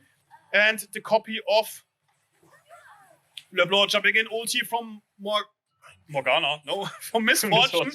From Misfortune to get a hold on the opponent's creep wave, because they do damage with the Baron buff. Now here, MF just cleaning the river, the jungle from some wards, and Perfect Panda is now again completely as a complete team on the Rift again.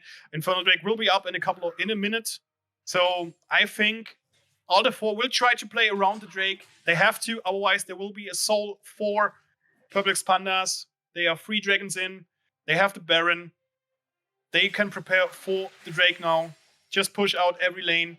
Bot lane especially is being now pushed by MF. And they can go for a gank, because MF has to port back. Yuumi is alone. No, okay, she's nice. Back. Nice timing there from Misfortune, because Yuumi was just baiting. And the cool thing about Yuumi is you don't have to port back by yourself. You can just jump on someone who is porting back. And in this case, it was Misfortune. And now we have the preparation on both sides for Drake, while blue team is trying to get in some wards and some sight.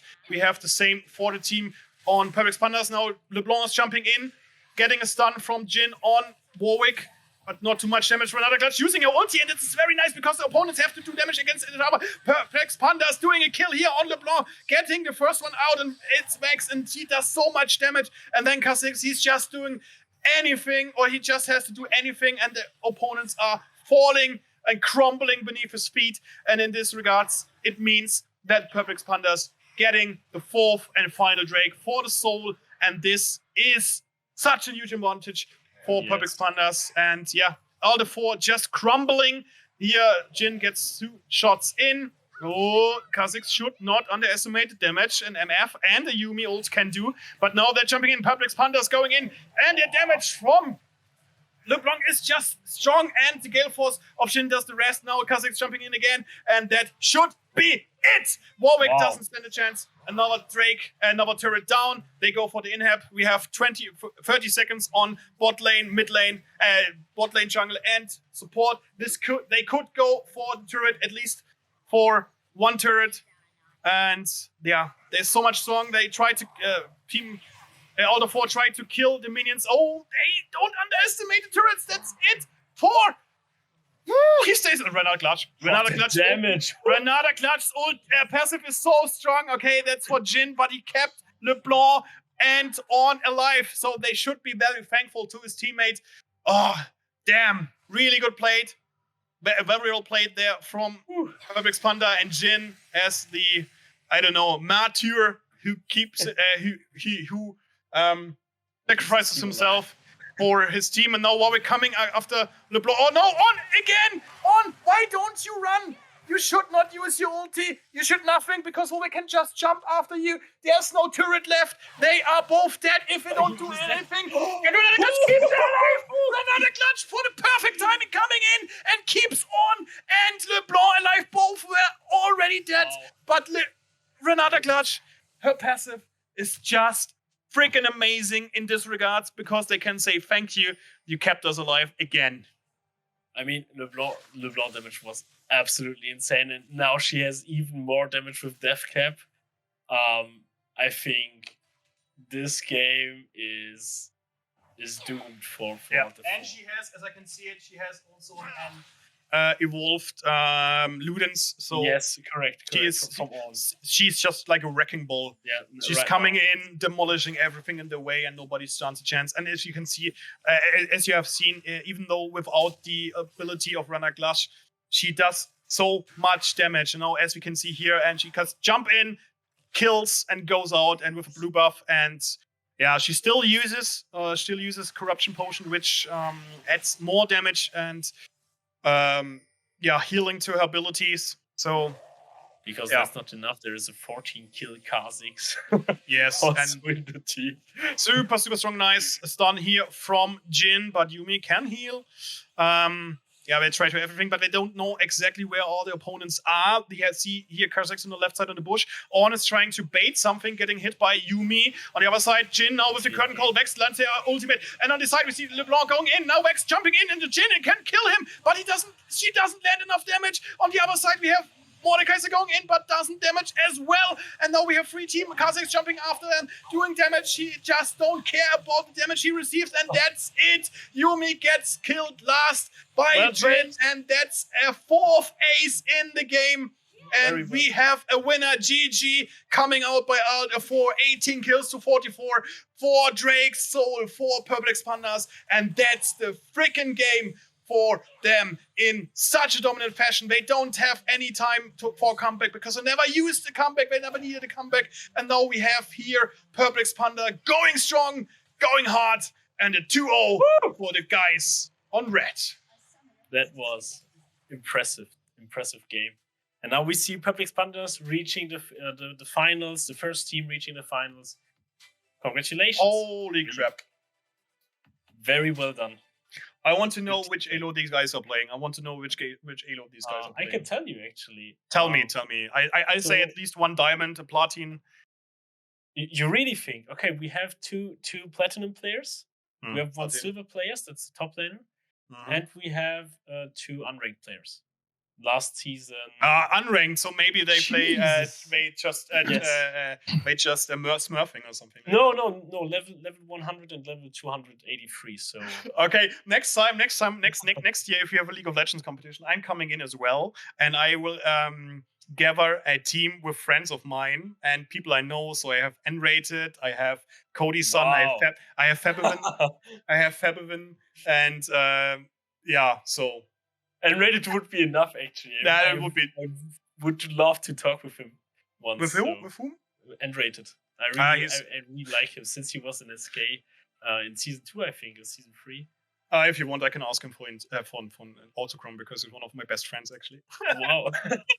Nice. So, before we fall into fanboy mode, let's go back to the desk host.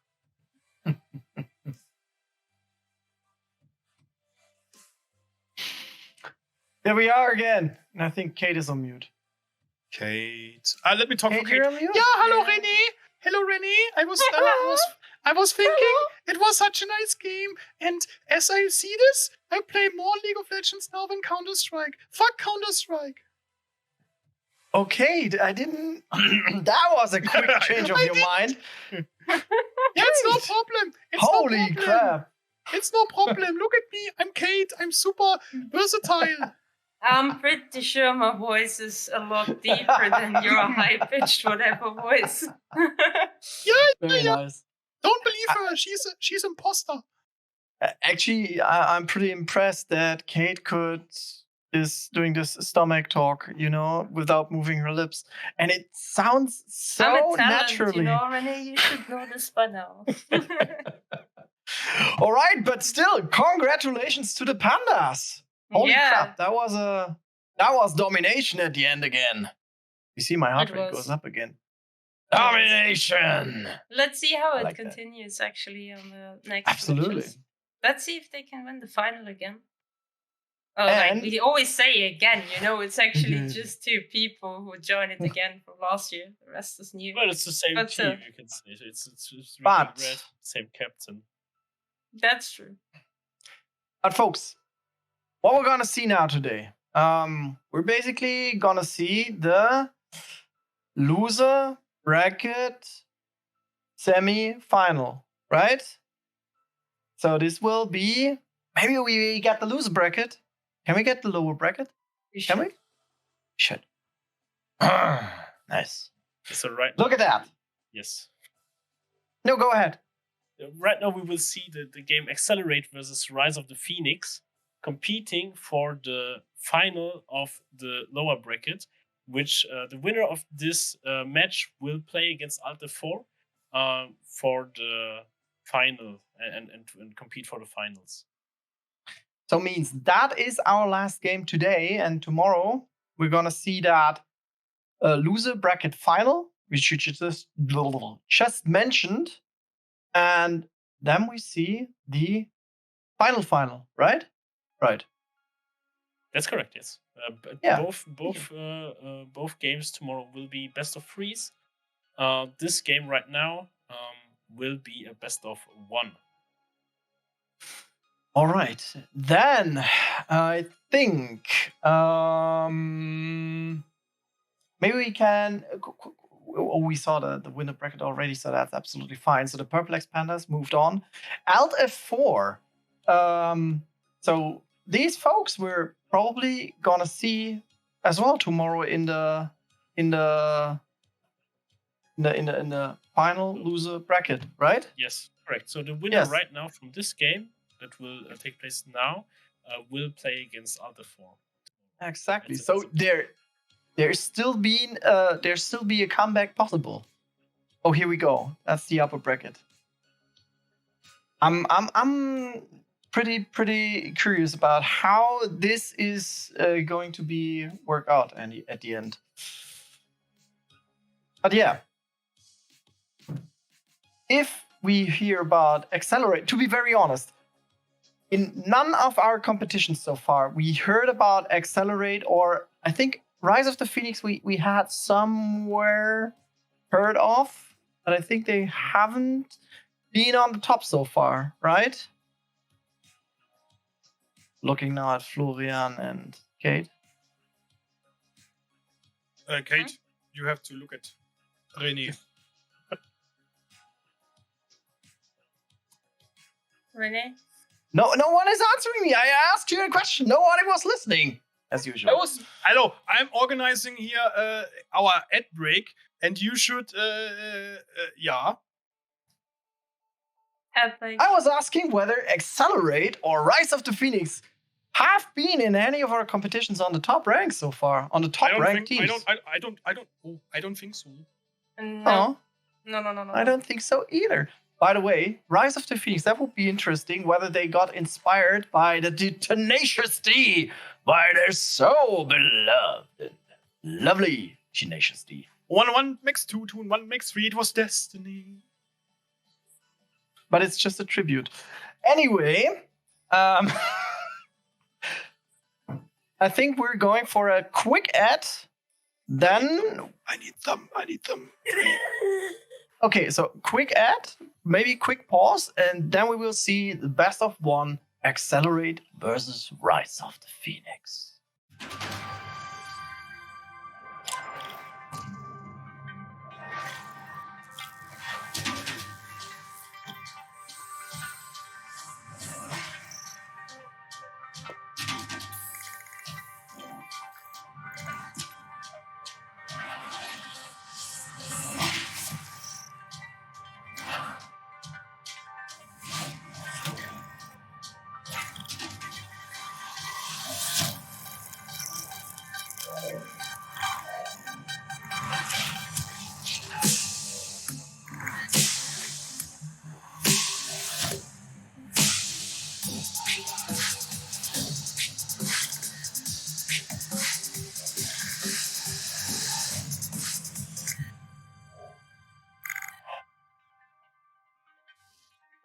We're back.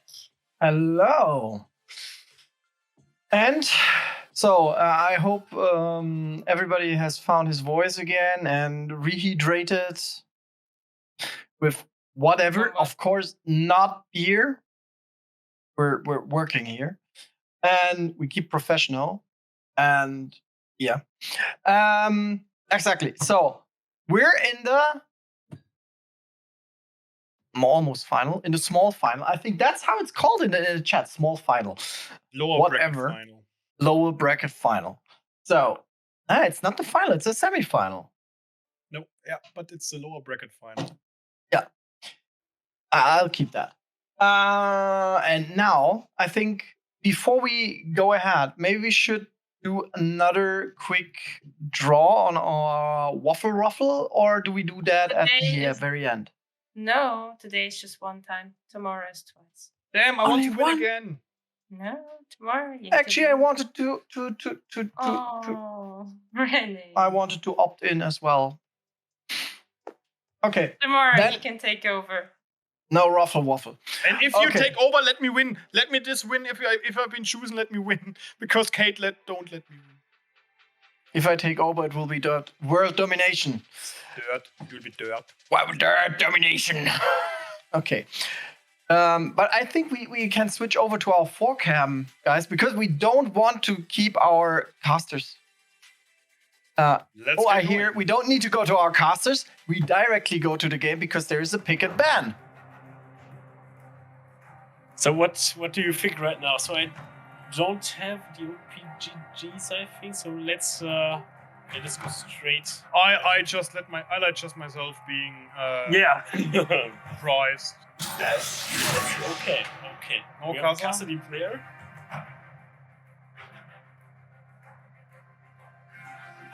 By the way, it's gonna be completely unpredictable. Yes, completely. No. As we haven't seen these teams playing yet. No. Ekarim, no Kassadin, okay. What do you think about the names? The nades? The names. I don't know. I mean, George. I think. I've seen a game yesterday from them. I think the left team is pretty high from the Eden. Nobody likes Lulu. You are so bad, guys. I think it's them. So yes, we have a The weak fear the shadows. Fear controls them.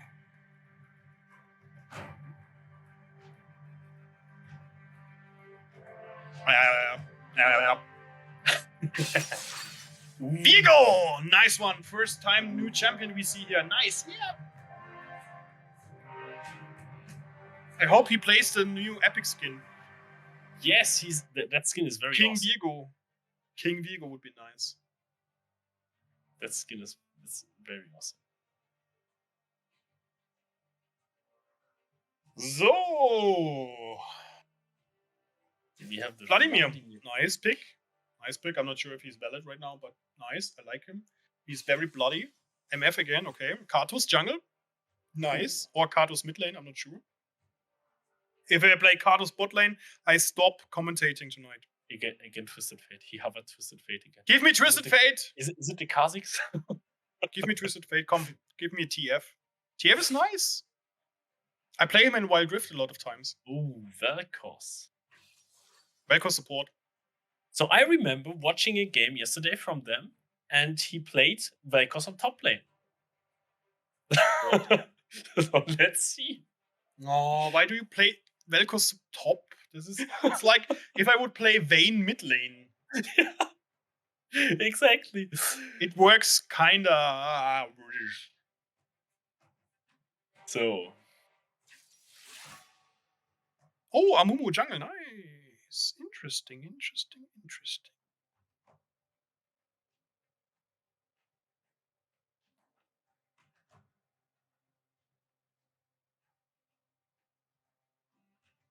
I think it's support. I think it's Amumu support with Misfortune. 9. It's jungle. Oh, Boo! The left team has to win. The left team has to win now. I'm sorry, but no. What do you have against that one? Yeah, because they banned Caitlyn. This is most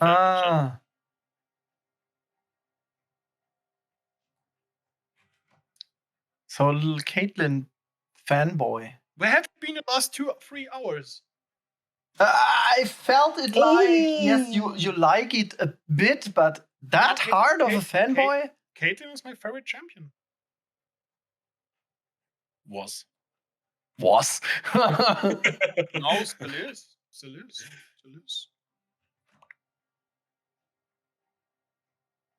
So let's give me a Samira. It's just business. Knapp. Close. Knapp. Jin Ban. Doesn't make sense because they picked already my MF. So Ban, I don't know. Ban Aatrox. Ban Aatrox. Nobody plays Aatrox. Ban Aatrox. Ben Alistair. Oh, makes sense. Kinda. A little bit. So, what is Randy picking? Nautilus. Okay, it's not an Amumu support as I thought. Nautilus. Okay. So I told you! Amumu Yeah, is you told me. We don't play Amumu in support. Not anymore. I think It's been quite a while since you played Amumu support. Or you played Last Words. Yeah, see? It's a year. Yes, obviously. Of course, yeah. It's been a year. Already. Ein Yin! Time is running. A Jin! Look! Your second most favorite champion. Again picked. So will it be a Veikos support or will it be a Veikos top lane?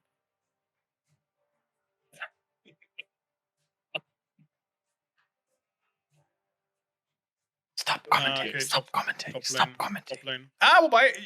Wobei. You could also play it. You could play it in mid lane, Katos jungle, and Viego top lane. Yes, true. René, I've heard you want to take over for me. Go for it. No. Too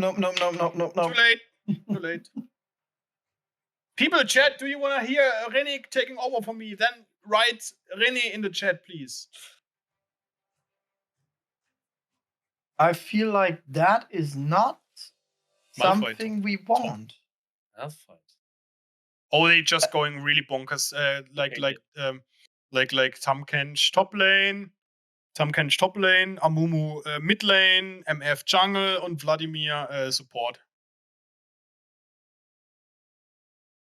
Give me a sec. I'll try to be your deputy on that. Give me a sec. Yeah. Hashtag René takeover. Yeah, thank you very much for this interruption of live.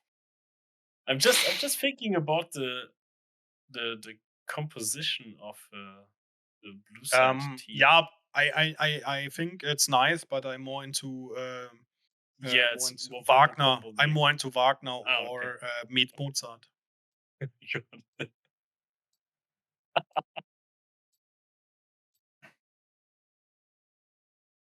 Okay. I mean, it's already late. Yeah.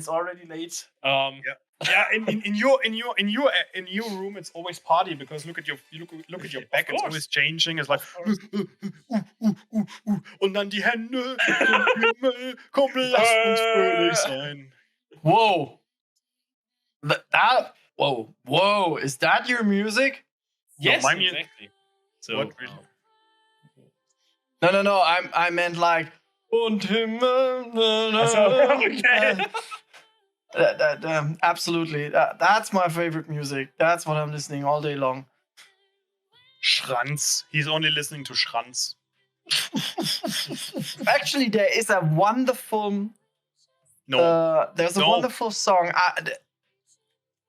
Be sure. There's a wonderful song. I listened to it.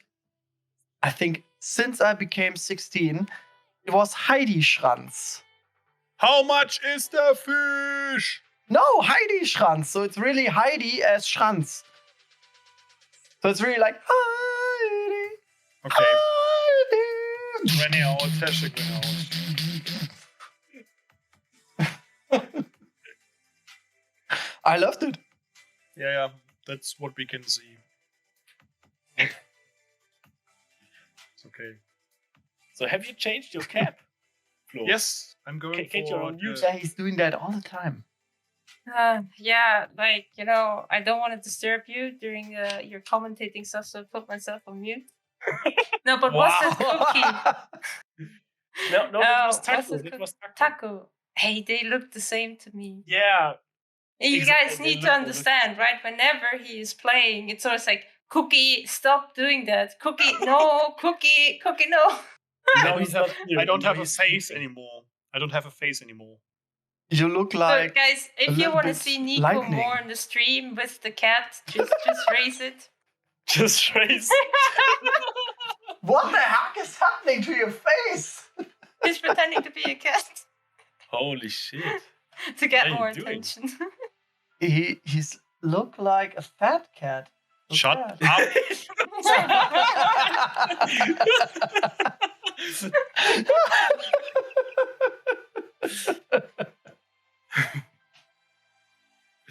Follow me on Twitter. Peter,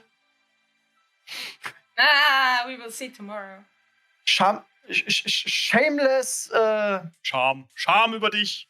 Scham über meine Kuh. Schamlose Let's- Eigenwerbung. Let's get, I wanna let's get, Get me out, please. Let me out. let's get back to this. I don't even want to go in the game. No, just joking. When we're finished here, I will go play some Metal Gear Solid 5. Metal Gear Solid 5. I thought you're talking about the new Metal Razor game we discussed, but I remember you said you're not into that. I'm not sure if I can follow you completely. But anyways. It's late. Uh, It's late. It's later. Time to go home, right? You disappoint me that much. I can't tell you. It's Hellsinger. I thought you were going to say Hellsinger. I told you, I showed you how much games I have. And Yeah. every day there are 3 to 5 coming more into. Woo! We are back in Play. the game. Oh, Yes, no. Renny Kate, now you're commentating, please, for the first No. couple of minutes. By the way, yesterday there was Monkey Island released. I wanted to ask you if you bought it. Yes. Oh! we have a break. Straight into the game. Okay. Immer was Neues.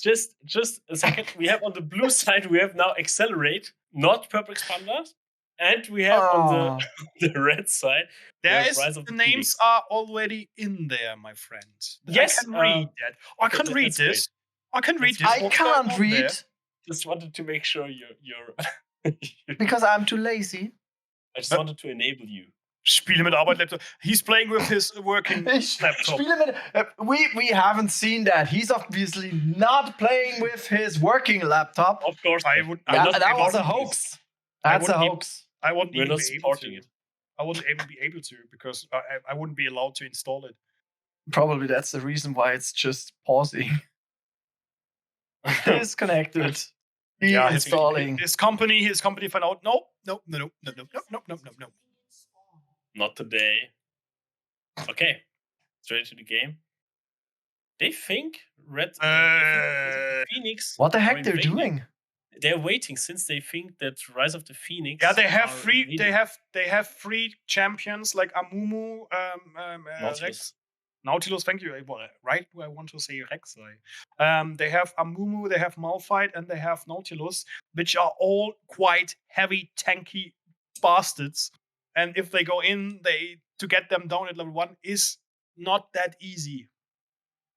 And Nautilus also has a hook, and that means that it's very easy to invade with him early on, since he can just hook an enemy and then Yes. get an easy kill. He's And that's why Captain they're- Hook. Yes, and that's why they are all sitting there waiting for him to come. But they didn't plan to.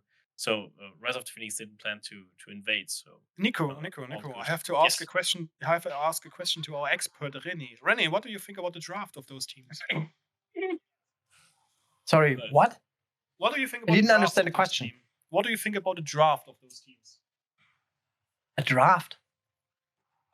Yeah, not draft beer. Draft. I don't get the question. Okay. Well, the draft is the picks. What do you think picks. about the picks? Yes, the drafts. Haven't you never heard about drafts from NFL, No. NHL? No. Okay, good. So we have workers in top lane, which is really weird. And actually, I don't want to commentate on this, but yeah, it's Aw. something. I think it's Okay, in the mid As I lane we said- have. Make stop lane. Oh Fuck. my god.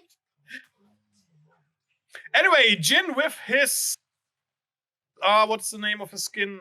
Let me think. It's the High Noon. Blood Moon. Yeah, Blood Moon. It's Blood Moon, not High Noon. Blood Moon skin, which actually is quite nice. It was his release skin. No, High Noon was his release skin. Nice. Yes. Nice Q there from Caitlin. Nice, okay. Morgana, thank you. It's really interesting to see how they utilize. Well, so to speak, Morgana is quite an answer to Nautilus because with her spell shield, you can just negate the attack of Nautilus on the top lane. It will be very interesting when we reach level 6 on both teams. Almost caught Nautilus there. So Malphite will have the disadvantage until he reaches level 6, and then Vel'Koz should play in more range or get a Sonia's as soon as possible to divert or made it possible to avoid his ultimate. While in the meantime we have something I haven't seen for quite a while. We haven't seen quite a while now an engage from Nautilus in the mid lane, and that's a first blood for Rise of Phoenix. Vladimir. You remembered the name. That's nice. Bloop. Bloop, bloop, bloop. Yeah, it's the blood count. Count bloodula. So I actually think that's okay for the first 6 levels. Vel'Koz top lane is really good, and then Malphite can just one-shot him, I think, at level 6. Amumu is coming down with Tom. Nautilus! God damn it! Tom Kench. Yeah, Tom Kench and Nautilus. Actually, Tom Kench and Nautilus, I always mix them up. Nice.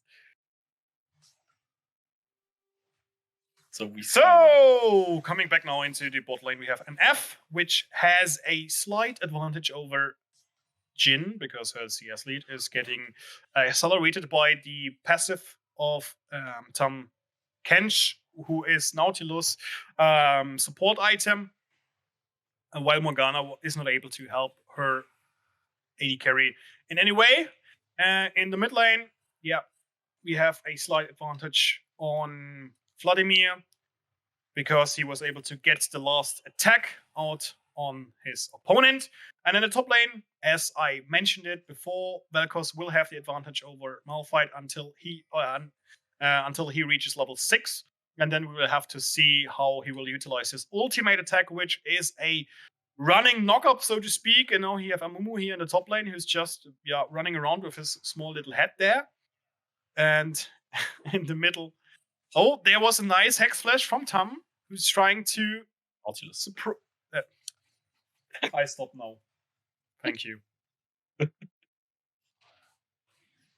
Sorry, you were. You're correct. You're completely correct. I should say Nautilus. It's Nautilus. Nautilus. Captain Nemo. Nautilus. Captain Nemo. Nemo. Nautilus. So, Jin is doing some damage on MF, but she's doing some damage in return, while Vladimir is trying to stay alive here. But for the count of blood, it's no problem. Lol. René just texted me that he learned what drafting is. It's quite nice. So, here to help you, mate. Here to help you in any regard. Actually, I had it on German, and I had no freaking clue what you're talking about. What's wrong? Yeah, well, I started playing League of Legends from the beginning in English, so I don't know. Yeah, I just played German, so I was really like, what the fuck are you talking about? Yes. Yeah, René went rafting. That was in the chat, a question in the chat. He went rafting this weekend. It was quite fun, René. He went drafting, yes. Yeah. Absolutely. Okay, so now Malphite has reached level 6, but he has to take some damage. Ultimate here from Vel'Koz. Nice played. And now Viego coming in for the blood count. Vladimir. He misses his attack. And Vladimir gets away while Jin receives a lot of damage on the bot lane against Misfortune and Nautilus. Morgana is there to shield him from a possible hook of Nautilus. Here, Vladimir is taking some blood off his opponent while the turret hits him. So, here Viego now against Amumu, both not level 6. Now Nautilus and his jungle coming in. And I get hit by a snake. Not a snake, a mosquito. And that was a wasted, a wasted smite. and Morgana and Jhin react too late. No rotation from their side, and that's a second kill for the team in red. But unfortunately, they took it. They received it on Nautilus. But on the other hand, they have now the the players' advantage and play for Drake. And on the top side, Malphite should be a little bit more careful. Otherwise, he will be killed again. And now the ultimate's coming out. But yeah, nothing happened here. That's comedy pure. Yeah, pure comedy. Yeah, I was bit by a fucking mosquito in the meantime. Yeah, really good. I'm quite impressed how Vel'Koz is doing against the Malphite. I thought, okay, Malphite is hitting level 6 and then he can just run over Vel'Koz, but it's not the case. Vel'Koz is doing a very good job, having a 30 CS lead on top lane and also already a solo kill on top. Amazing to see that Vel'Koz top lane is working, and now we see Vladimir going a bit aggressive against the Katos, but Katos is disengaging very well, using his range.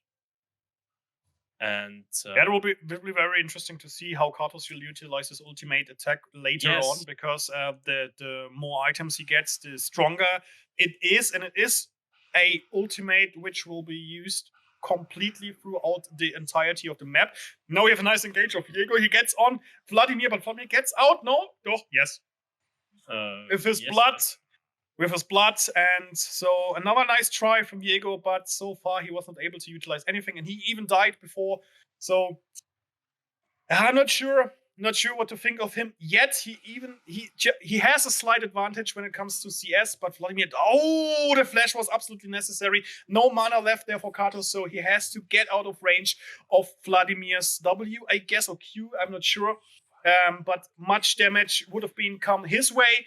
And now we see Jhin trying to get some more CS out of the wave pushing into for the turret on the upper. The ultimate from Malphite, but it doesn't do much damage because Katos was able to avoid most of it, using his knock up to get some damage on Malphite. But it could also be just a bait because Amumu, as we can see him, is ready in top lane to jump in, and he does it right now while we're watching at the bottom. Bot lane for the battle. Now Viego comes as well. Amumu trying to get some grasp on Vel'Koz, but Vel'Koz doing his ultimate while Viego is jumping after Malphite, but they both get out. Now he is attacking Amumu. Amumu just takes some damage, going back into grab, but there was a nice attack from Vel'Koz, giving his jungler an attack. So Viego gets a first kill in the game on himself, and this was really well played. The Vel'Koz damage is pretty impressive. I was not... it's the second time when it's that much damage. Here Nautilus just missed his Q. On the other side, Jhin was able to get some stun on Nautilus from his side. Now we see another match between Vlad in the mid lane, and on the other side we see Nautilus nice proc there on the support of Morgana. She gets killed because of MF using her ulti. Meanwhile, in the meantime, we see Vladimir getting a 1-1 against Katos. He does much damage, and with his blood pool, he can just avoid a lot of the attacks. On the top lane, we see Malphite again getting very low by the attacks of Vel'Koz, while we see a nice hook from Nautilus. They go after him. Nautilus maybe can get attack in, but the turret does too much damage, so we have to avert it. Ultimate now from Katos. Is it enough to kill him? No, it is not, even though that Jhin was able to stun MF in the aftermath of the attack. Now Viego coming down, and DC Nautilus has to go out, and curtain call from Jhin. He doesn't get a kill attack on Nautilus, and there was missed opportunity for Viego to get an attack in as well. Morgana is now back in bot lane, but there was nothing to gain for Accelerate in this attack, and now we have both bot laners back to their full life and stacked up with new items. We have 4 kills on Rise of the Phoenix, but we still have an even. The goal is still even for both teams. We have a 50 CS lead on top lane. Vel'Koz is doing a very, very good job. And I think he will be unstoppable later on. So I think both teams have very good late game comps. I think Rise of the Phoenix has a Wombo comp, which is much easier to execute. Nice ulti here. Nice answer from Malphite, but he didn't think about Katos coming in. And he doesn't even use his ultimate. And so another kill on the side of Accelerate, using just the ultimate from Vel'Koz, and now they can just go in for the top turret, which will be the first turret to die. To crumble, to be attacked. Now Viego is trying to do something.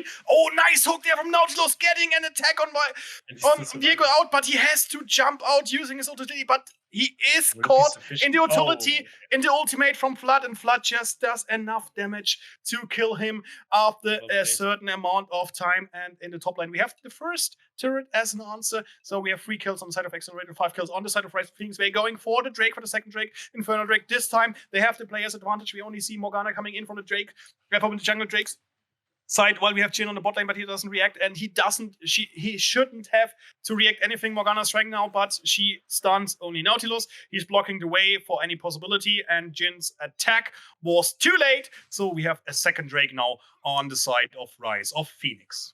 Well done for Rise of the Phoenix. It was very good catch on the Viego on the mid lane. And still a lead for Accelerate, 1k gold. Not much, but still a lead. I think most of the lead is going for top lane. Double stun here, Q from Morgana and a W from Jhin. Now we see here, bouncing nade, or I don't know the names, the Q from Jhin, to get rid of the attack wave. Now Karthus is slowing down his opponent, but Flood is never to underestimate because he can just heal himself by the life points of his opponent. And we see here another engage, Nautilus and MF going in, closing in on the bottom lane's turret. There's no jungler to come to help them. Vice versa for the bot lane. Now ultimate is on Karthus. He will die. He's dead now. And yeah, another kill here for Vladimir, which is now standing 4-0. And if I would be Viego, I wouldn't go in. Oh, nice try there from Jhin. He's trying to kid him, and he gets him. And this could be a kill. But no, that's it. That's it. Very good play here from Vladimir. And if I would be Viego, I wouldn't have gone after him because Viego is 3 levels down. And now Misfortune, unfortunately, was not fortunate enough to get after Viego. He has to surrender. He has to get out there. And Jhin wasn't able to utilize his curtain call fully. He just got 1 shot in. So Vladimir came out on top again.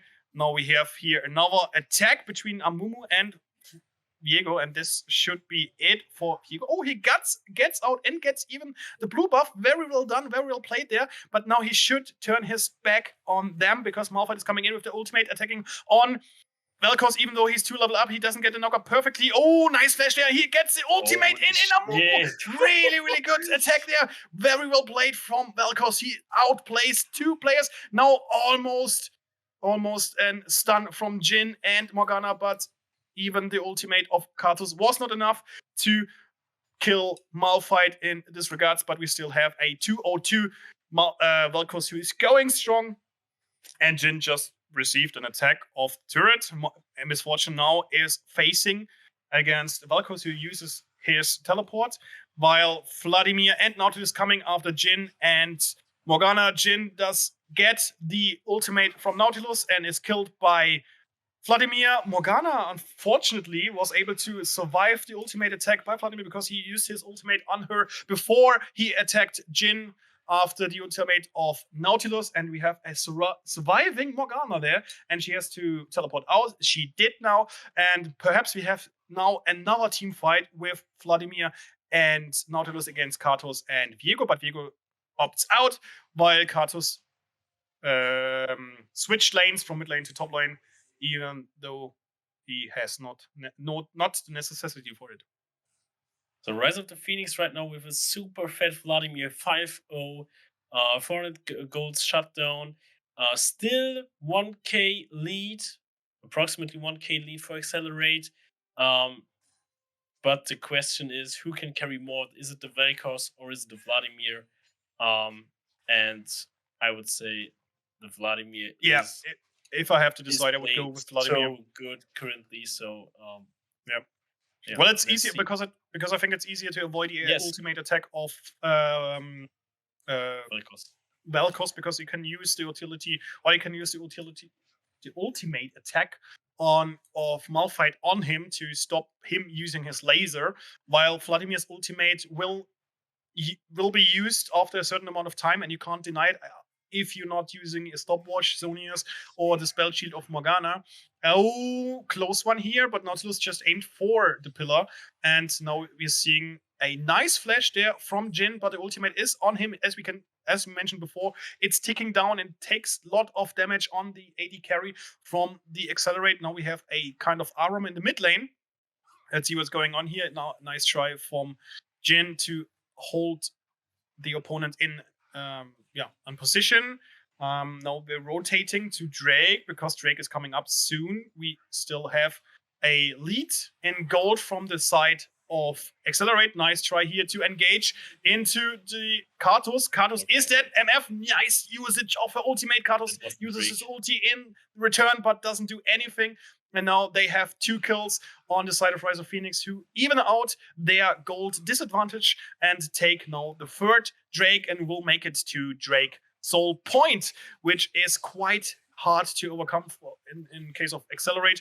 They have to find an answer. And yeah, in the meantime, Misfortune, who's not needed for the Drake, takes down the first turret in the mid lane. And this is a very heavy advantage for the team of Rise of Phoenix, and even Jhin has to gets what is coming his way, because MF using her Kraken Slayer and some damage and kills everybody in his way. Now Karthus almost died again. Holy crap, this is super strong and super strong player there from Rise of Phoenix, and it seems like Accelerate is looking for some answers to questions we never asked, and that's how they play currently. And now they're building up slowly the gold lead. The comp that they have is really easy to play compared to Accelerate. Accelerate's comp is really based on damage. If there's no damage, they cannot play actually, and they are too far behind. The Karthus is too far behind compared to the Vladimir. The Viego is too far behind. It's hard. Look alone at Vladimir. He's 7-0. Yes, that's. And if Vladimir gets ahead in this way, he's just a wrecking ball again. He's just going through the opponents. He can avert most of the time, most of the attacks coming his way. So I don't see how Accelerate overcomes that. Yes, I also don't see it. So it's a very tough game for them, since their comp is really based just on damage. If they don't have enough damage, they cannot do it. They have 2 tanks plus Vladimir against them. So and they are behind. So the specific people are behind that are needed. Only Vel'Koz is ahead. We see now Vladimir against Vel'Koz, and that should be it. Flash out for Vel'Koz. Ultimate also as well from Vladimir, and here you can see just Vladimir is just one-shotting almost Vel'Koz, and even using Nautilus as a shield for the turret.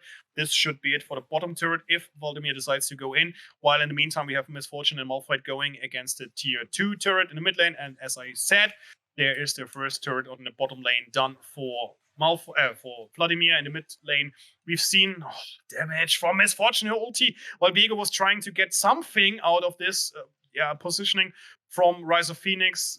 It wasn't possible for him to do enough damage to kill any opponents. Now they going for the tier 2 turret.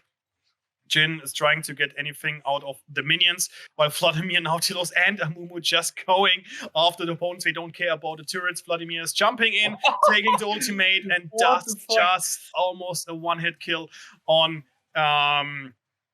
Viego, and even Karthus using his ulti doesn't make anything. Morgana was flashing after Malphite takes a Q and stops pursuing her opponent, while on the top side, Karthus just do the one thing he can do. He's pushing, and get some money, but Vladimir's coming in. He saw, okay, that's it. I'm level 7 Vladimir, going 10-0, and I don't know. I don't see in any way how Accelerate is overcoming Rise of Phoenix. They play so good. They play perfectly in this, how do you say, they position themselves perfectly, and Vladimir is just a monster.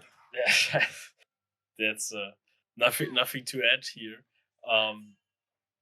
Really amazing how Vladimir is playing that game. But also the other ones. So the Amumu had good times against the Viego in the jungle in the early game. Also very good as an Amumu to face the Viego. It's not easy. He he did also very well, and also the bot lane had pressure the entire time, I think. So yeah, overall a very good team play. But of course the Vladimir is just too strong. In general. Not even kills. Also in CS, he's just so much ahead, 60 CS lead, and compared to everybody, he's in front on the opponent team. And if you look at top lane, 100 CS, Malphite doesn't care. He just doesn't care. He's only there for the engagement when it comes to team fights. That's really it. That's really it. So it doesn't matter how much CS the Malphite has. He has his ulti, and that's enough. Yeah, but to be honest, I don't see Accelerate coming back from this. There's always the possibility from coming back to this. One good team fight could push them to new heights, to push them to get a Drake, to push them to get a Baron. And so now Drake's almost up.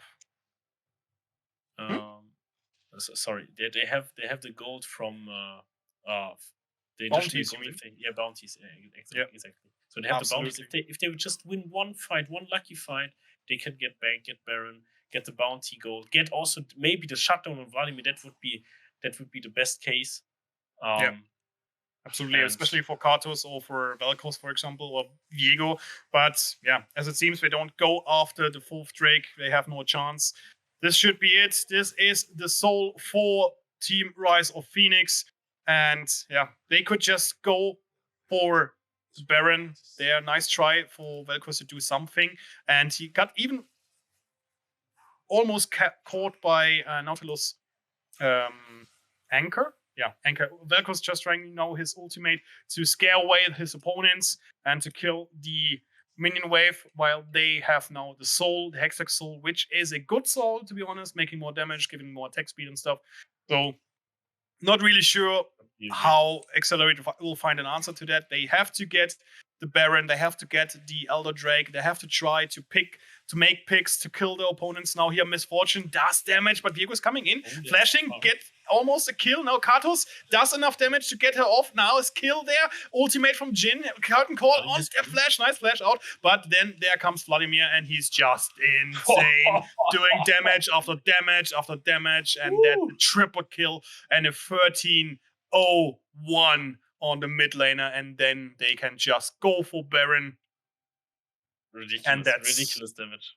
That's it. They just got one kill through Karthus' ultimate on Misfortune, and Vladimir is just, I don't know how to say that. It's just a wall of blood and meat and muscles. It's amazing to see that also from the other games, that one team is ahead at the beginning, and the other team just managed to stay alive. To stay alive and to run over the enemy afterwards. Because right now you see just the Vladimir is coming, loading up and killing everyone. It was a nice engage. I have to be honest, it was a nice engage for Accelerate, but until the moment, it was a nice engage until the moment when Vladimir arrived. They got at least Misfortune, which is a little bit of money, but on the other hand, they got wiped out completely, except for Karthus from the team of Rise of Phoenix. So I wouldn't say it was worth. It was a nice try, but then when Vladimir comes in, you should put your hands up. You should put your feet in your hands and run away. Yeah, I think they need to do stuff like this. They need to try to maybe. Oh, nice engage there, or try at least. But Karthus uses, wall of slow. This wall of slow, but a Rise of Phoenix can just go after their opponents. They have the Drake soul. They have the Baron. If they get a nice battle now, they will. Holy crap! That damage. Okay, this damage is ridiculous, and he was just waiting for the spell sheet to running out, and Malphite is not getting any damage, so it just doesn't care. He gets more damage from the turret than the ultimate from Jhin. Now, nice knock up there from Vel'Koz, but Vladimir is just too strong. He's too powered up. He can win this thing all alone again for himself, as we've seen. Morgana was just done by one hit. Vel'Koz just didn't stand another chance. Misfortune using her ultimate to do another damage for the team. Now Karthus using his ultimate for no avail. And now the first turret got down, the second turret got down as well. And that's it for the Rise of Phoenix. Very well played, very nice done, and all the hail to Vladimir. Well played. 16-0. Imagine. 16-0. Holy crap. Woo.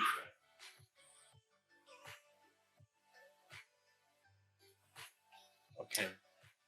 Well, I have to say, I've never seen Vladimir that in action, but that was Vladimir the Impaler himself. Vlad the Impaler. Vlad the Impaler. Vlad Teppich. Alter Falter. Yeah, I guess I can see the casters are sweating. I think they need an air conditioner I'm now. not sweating, I'm crying. It was just too much for the eyes. So He was literally, he was coming in, boom, instant death. Here in the chat, Molionte or Molinoto or wrote Flood 1v9. I wouldn't say 1v9. I would rather say 4v6 because it is really hard to say because Malphite was in the top lane very far behind. Vel'Koz was just using everything he got up his sleeve to demolish Malphite, and he did. But in the end, they used the ultimate for Malphite to get some nice engages, and then used the abilities of Flood to completely wipe out the entire team. So, yeah.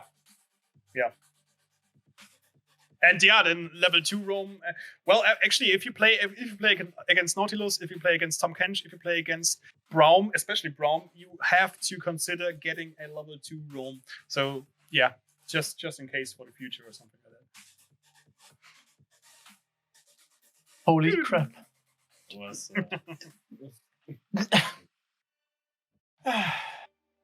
Okay. But yeah, maybe we should see now the brackets just to see who we're going to have.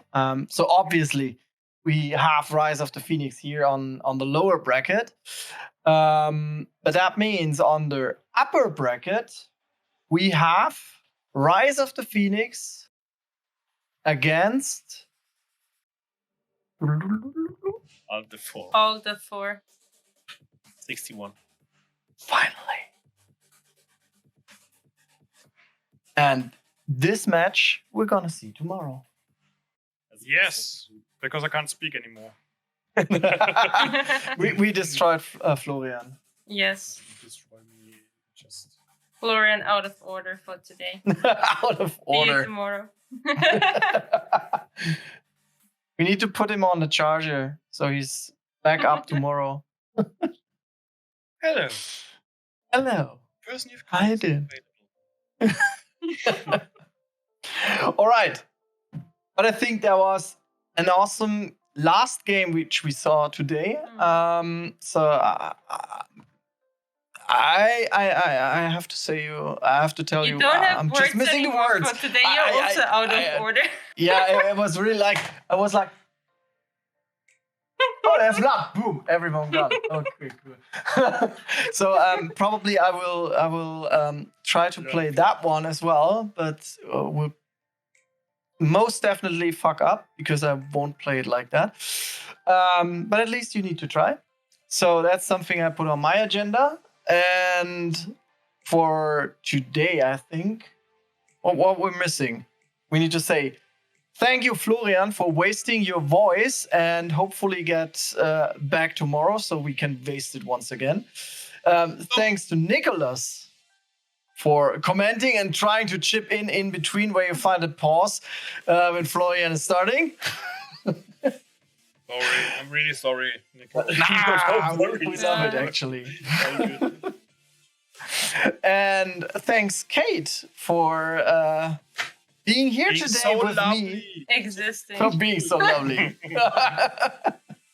And of course, thanks to the help desk folks, to Good Game, to all people who are supporting us in here in AGL.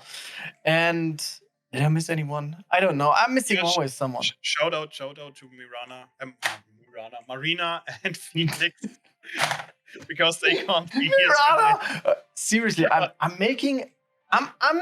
looking at the VOD from last time, and I'm just noticing down whenever you say a wrong name. And that list is long. Yes, Neri. Pumpkin. Wow. Okay, I take that. Neri is actually not bad, to be honest. Flori. Yeah. And my name is Mayrolf Zrem. Mayrolf Zrem. Mayrolf Zrem. That's my name backwards. Guys, you have very strange names sometimes. Ja, Katrin. Eknem. And I have to live with the pain, you know. Eknem Nierkak. Trak. What is kak? Okay, anyway. I think we had all the shout-outs to everyone today. So to Rocket, to our partners, to Good Game, to I don't know whom. Everybody. Thanks once again. And I think you should tune in tomorrow morning when we go for the finals. And of course, tomorrow morning. Absolutely. 6 a.m., right? I think it was 6 a.m. Just to see the replay of this today. Right before the status meeting. Eject.